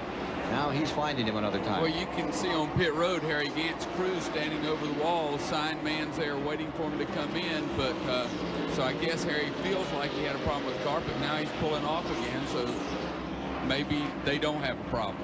The Oldsmobile of Harry Gant trying to find any advantage to close on Davey Allison. What he'd really like is a caution flag right here and try to get his 12th Winston Cup career win at the Charlotte Motor Speedway. We'll be back with more as we move in on the finish of the Mello Yello 500 for 1990 on this great mile-and-a-half facility. We need to get down here now. We've got, this should be pay TV. We're educating so much today. We've got Barry Dodson down there. We're certainly going to take advantage of him and Mike Jordan down there. And they're going to enlighten us on some of this front steer, rear steer stuff. Well, Neil, we've explained front steer, where the steering linkage is in front of that cross member of the center line of the wheels, and rear steer where it's behind. But Barry's going to show us what that means to the tires on the race car as it goes around the track. Basically, the steering box doesn't know where it is, like right here on the front steer. It's ahead of the tires. It's up here on the rear steer. It's back here in the back. The biggest difference I've seen, and Neil Bonnets has probably felt this difference, a front steer car, the tie rod right here, pulls the front of this tire in as you go in the corner. It starts dragging this tire. You feel the whole tire. It gives you a good feel, especially with the radials. Over here with the rear steer, you see the tie rod. It's in the back. It's not in the front. You go in the turn. Push it out. You abuse this part of the tire. I don't think you use nearly as much. It's a looser race car. It doesn't feel quite as good. This is our favorite. This is what we won the championship with. This is what's leading right now. Hey, Barry, isn't there a new combination being made of front and rear steer somehow? You know, there's a new combination, and it belongs to Bill Elliott. He won Dover with it. He ran 5th at Martinsville with it. He's had some success. You might wonder if he's incorporated some of that in today's run, because he's awful strong. Barry, if he has, would you draw me a picture of that and send it to the house, just like you drew that one? I tell you what, it's state of the art whenever he's doing it. Meanwhile, car number 33, Gant, has made an unscheduled stop. He has gone a lap down. Harry Gant in car number 33 now finds himself in 11th position.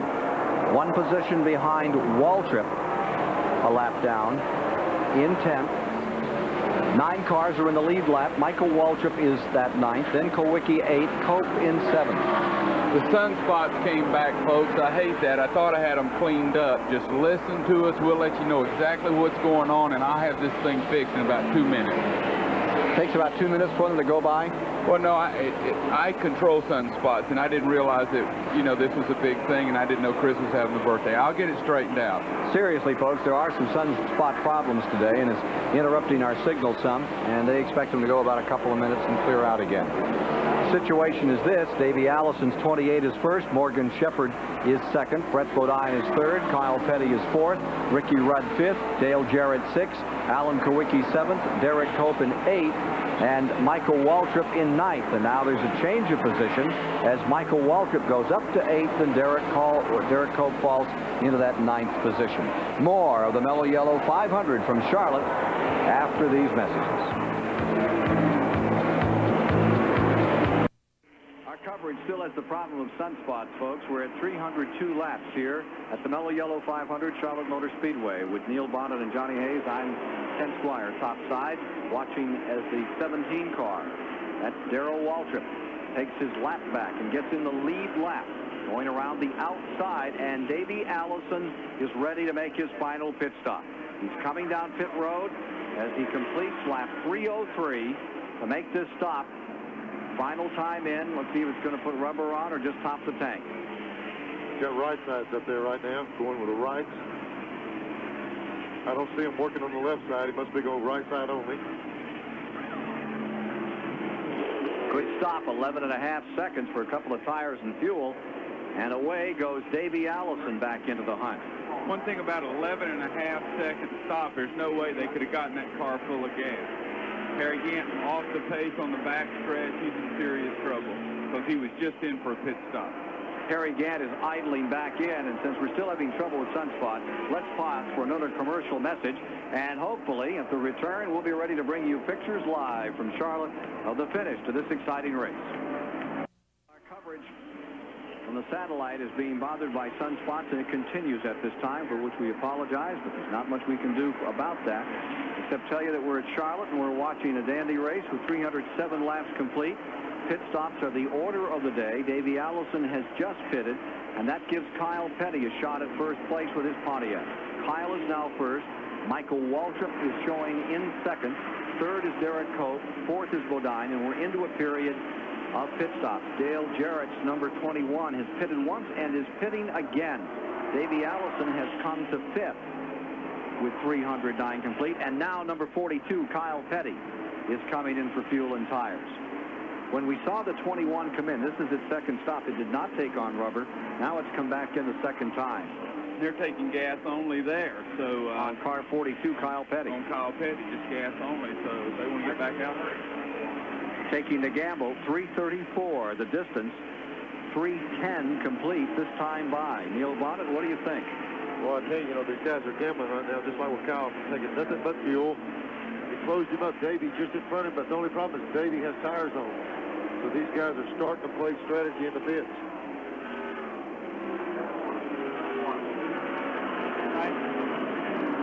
Well, down here in the pits, it's getting interesting. Davey Allison, when he stopped, got 2 tires of fuel. Brett Bodine got 2 tires of fuel, and Kyle Petty got fuel only. No tires. They're trying to make these pit stops as short as possible. It's coming down right to the wire. Number 30, Michael Waltrip takes the lead. Late in the going. The Maxwell House Country Time car number 30, Pontiac of Michael Waltrip, finds himself in first place as he waits them out. In second position, the 28, Davey Allison. Third, Kyle Petty. And fourth, Morgan Shepherd. Now 310 complete. Ken, Mike Waltrip and Terry Labonte have their own little competition going. Waltrip started back at 36th spot. They've been battling for the catch-up award all season. It's only $557 in this race, and the guy gets the most of those all year, gets 20 grand. So Waltrip kind of chided Labonte for doing too well in qualifying for this race.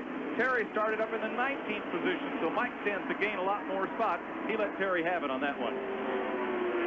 11 lead changes among 9 drivers to date.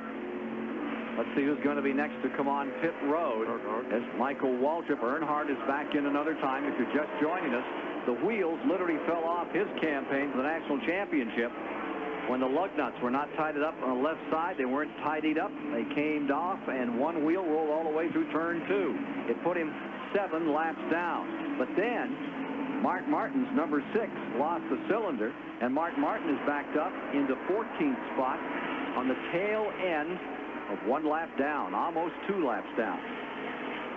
Ken, this is a great time for us to say hello to our friend A.J. Foyt, who was injured in a race in Wisconsin. We just want to say hello to him, make sure that he knows we're thinking about him, and he can't run away from us anymore. He's not going to walk for a while, but he's ready to race. He's going to race. He said absolutely. He'll be back in April, and we're tickled to death to hear that. But I'm just want to make sure that we said hello, and all the race car drivers, crew members, AJ, want to let you know they can't wait to see you, buddy. That's right. He's got to get back out here. We got to mess with him a little bit. Ernie Irvin, whose car got messed with rather severely and is running without any of the front panels or the hood, has number 4 back on pit road another time. And Michael Waltrip, for the moment, has the field covered. Number 30 stays out here. Interesting to find out when his pit crew is going to bring him in and fuel him up. Davey Allison second, Kyle Petty third, Morgan Shepherd in fourth, Ricky Rudd fifth, Darrell Waltrip sixth, Brett Bodine seventh, Cope is eighth, Kowicki ninth. Those are your cars in the lead lap. 1 lap down in 10th is Dale Jarrett, followed by Rick Wilson. 2 laps down now is Jack Pennington, and dropping to 3 laps down is Mark Martin. He's in 13th. Ken, this is Bob Barker in the pit lane. I can tell you when Michael Waltrip, our new race leader, is coming in. The team plans to bring him in on lap 322, 7 laps from right now. Of course, they're praying for a caution in this 7-lap interim, and he has a big advantage on the rest of the field. He has them covered by about a third, maybe a half a lap at this time, over 28, Davey Allison in second. And what helps on being able to stretch it like this, the longer he can stay out, the less fuel. I'm sure it'll be a fuel-only stop, and he'll probably go right back to it, Johnny. Well, I just want to make sure you guys know that my guy just called me and he did take care of the sunspots for me, so everybody's watching again, so you don't have to talk so much, Ken. Okay. Well, that's a relief for everybody. Michael Waltrip in front, Davey Allison in second.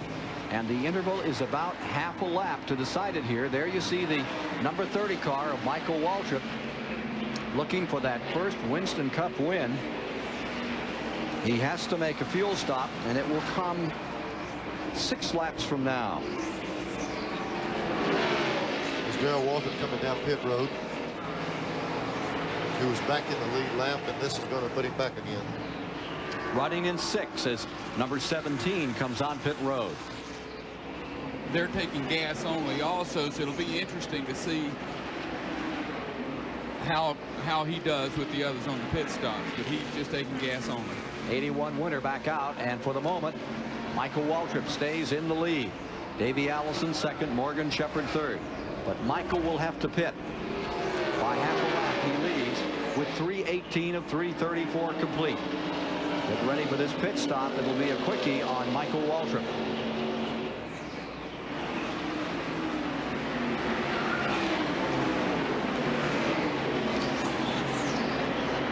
There's the leader.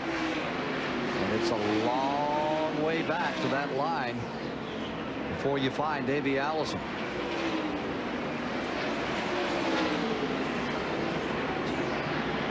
Well, as soon as he makes that pit stop, it's going to turn around in the other direction. You do have to understand that. Davey Allison still is in command of this race.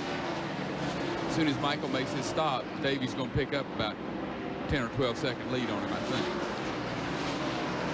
Be interesting to see how smooth and how steady he's going to be with the pressure fully on that pit stop after running these laps at 160 miles an hour to ease that car on pit road this final time after all this activity. Here's Davey Allison in second spot, lapping Ernie Irvin as the suspense builds.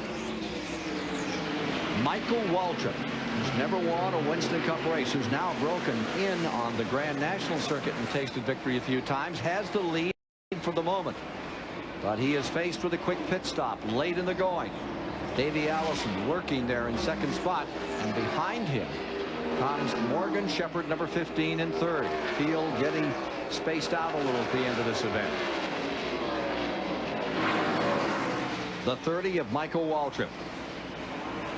Here's a team that has really come on, and of course next year they change sponsors and they expect to be even more formidable. They picked up considerably more money with Pennzoil coming into Winston Cup racing for the first time. And here comes the leader on the pit road. Now Bob Barsha is there. Davey Allison is entering turn 3. Second place car.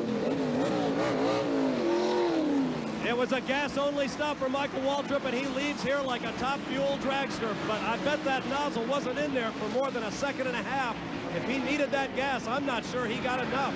I see it the same way. I don't know if they got any gas in the car at all, or it's really close. So if it's mileage, he could be in trouble. 3:22 of 3:34 complete as the number 30 comes back to speed. But he's given up first place. Davey Allison is first. Morgan Shepherd is second. Barry Dodson will be the first one to tell you that you pull it off, you're a hero. You miss on a deal like that, you look bad. That's the only thing you can do in a situation like that, isn't it, Barry? Exactly right. That's his best shot right now. Spend as least amount of time as you can on pit road. It takes about 6.5 seconds to dump 11 gallons, and I think they were probably in the car maybe a second and a half at the most. So it's going to be close. How much fuel can you dump a second into these cars, Barry? We can get 2 gallons right at it. Just if you got good cans and a good gas man like Norman was for us.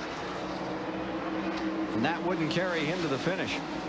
It's going to be close. It's going to be real close. Well, one thing, how much was left in there before he put it in? How much a cushion did they have? You'll be, promise you, they'll be glad to see the flag, checker flag fall with that little yellow car still running.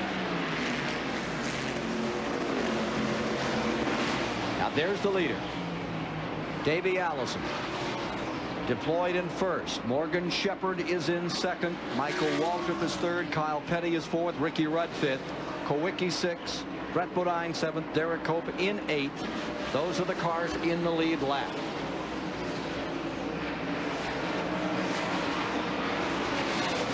Eddie Bierschwell's car coming by. Runs strong all day. At the present time outside the top 18. Going by that brand new water tower they're constructing over here on the backside of Charlotte Motor Speedway. You see Davey Allison clicking off another lap. 3:26 of 3:34 complete this time by.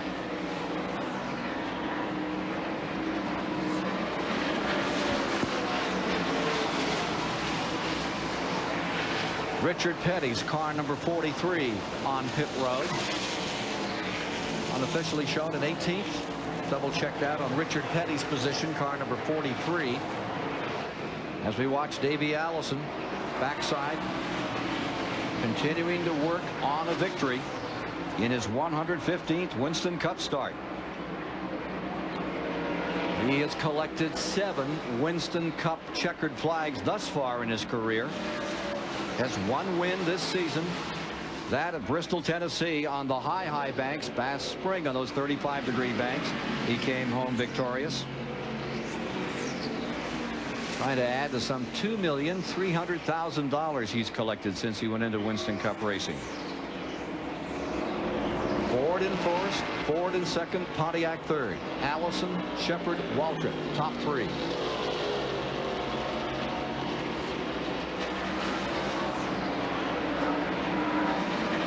You see the 28 car. And now we go back to Morgan Shepard. Morgan driving for Bud Moore and having a great afternoon here. Morgan Shepard really showing Bud Moore's car to the nines in this event.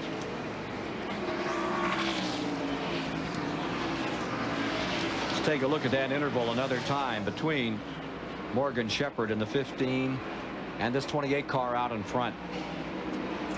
Out of 4. And that is a 3-second interval. And that's a lot, right? 3 seconds is a bunch. Davey Allison maybe on his way to winning at Charlotte. Race that his dad won. Father won this race on 3 occasions. And here's Davey Allison in number 28 trying to duplicate that feat this afternoon. What a great victory this would be for Robert Yates, his car owner also. They've struggled. They lost their engine man, tragic death, and Roberts had to jump in and take control back over. And boy, this would be a great turnaround, wouldn't it, Neil? It sure would. You know, Davey ran good. They won the Bristol race, and that's been their highlight of the season. The rest of it, they've had a lot of downside to it. And the whole team needs a good shot in arm. This could do it. Davey Allison's dad won this in 71, came back and won it again in 72. One of only 3 drivers to win it back-to-back. Won it again in 78. Now here's a battle developing for 5th spot. Ricky Rudd in the 5 and Alan Kowicki in the 7. It developed and it went away just that quickly as Kowicki motors on by and takes 5th spot from Ricky Rudd. Rudd to 6. Wrong. Well, for a moment. Just kidding. Use Sterling to pinch him a little bit. Ricky and Alan have gotten together before on the racetrack, so Ricky just wasn't going to let that happen. 3:31 complete.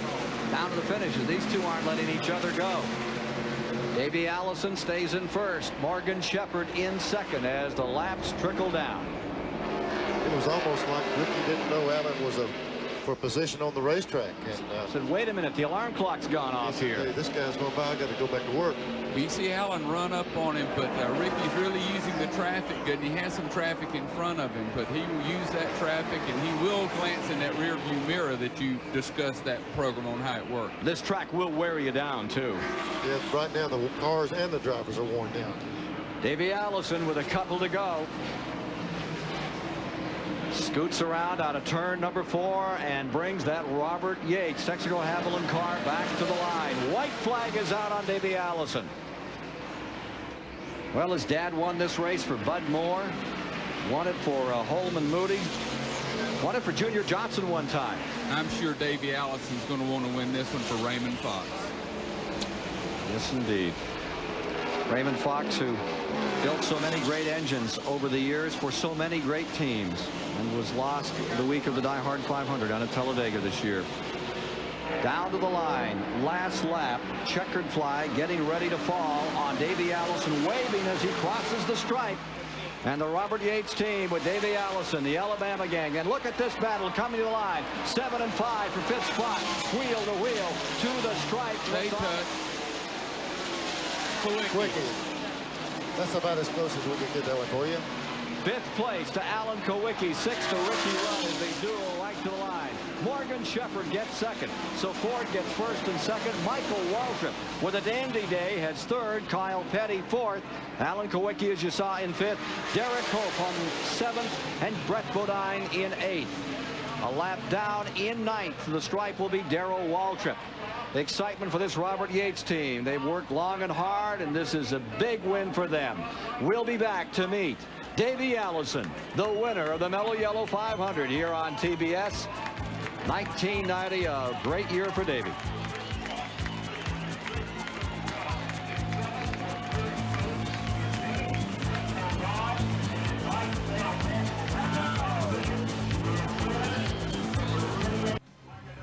Promotional fees and consideration have been paid by Timex. The Timex Motorsports Watch is now available for $29.95. It features time, day, date, 16-hour timer with 8-lap memory. Quantities are limited. Order yours now. Call 1-800-FOR-TIMEX. And by True Value. Give your home beautiful protection with long-lasting True Test Weatherall house paint exclusively from True Value hardware stores and home centers. Victory Circle is the domain of Davey Allison, and Chris Economaki is with him. Well, here's a happy winner on a hot. You look very pleased, Davey. Did you ever think you could win this at the halfway point? Well, I'll tell you what, Chris. These guys have worked so hard. They deserve this. Jake and all the guys on the crew, man, they have just given me everything I've asked for. You know, we've had some tough times, but we've overcome them. Robert's the best car owner you could ever ask for. You know, I think he's probably a tie with my dad, but I haven't got to drive for my dad yet.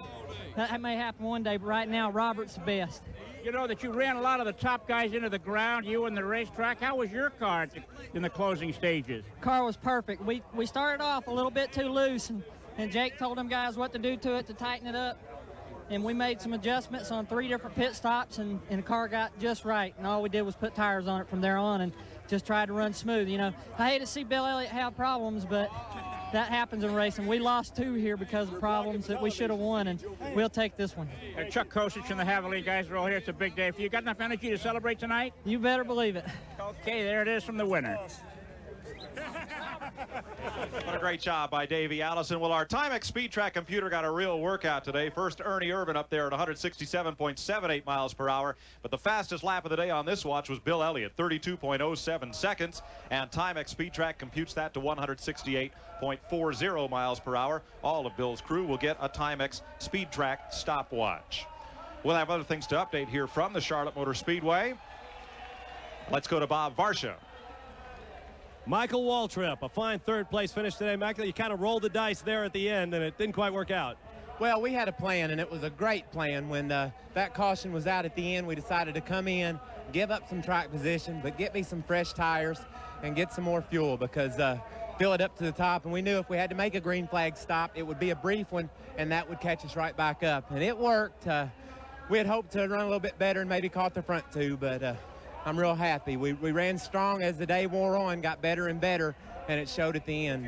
This was a special day for our whole team. Our car owners, Chuck and Lowrance, are up in turn 1 watching us, and all the people from Country Time and Maxwell House are here too. So we're real happy. This is our best finish of the year and a 3rd and 4th at Charlotte. So hopefully his team's getting closer to a win. Everybody asks you that, and you never know what to tell them because especially here, I started 36, and I couldn't hardly say, yeah, I'm getting real close to a win starting back there. But we proved that we're tough, and we're going to be around for a long time.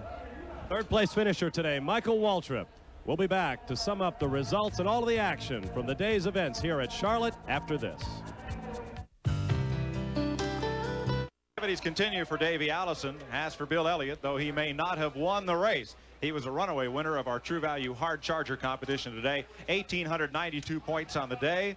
Brett Bodine, 1149. Davey Allison, 966. Ken Schrader and Kyle Petty all adding points onto the board as that competition continues now with 3 races left. And Barry Dodson, I want to thank you for being down here, not only bailing us out, but I learned a lot today, and I think the race fans did too. Thank you, Mike. I thoroughly enjoyed it. I learned a lot. It was something different for me.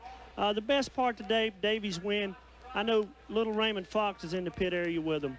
Myself, I feel like we've run 500 miles along with Neil Bonnet upstairs. Johnny Hayes, Ken Squire, you guys do a terrific job. Like I say, I learned a bunch. Congratulations.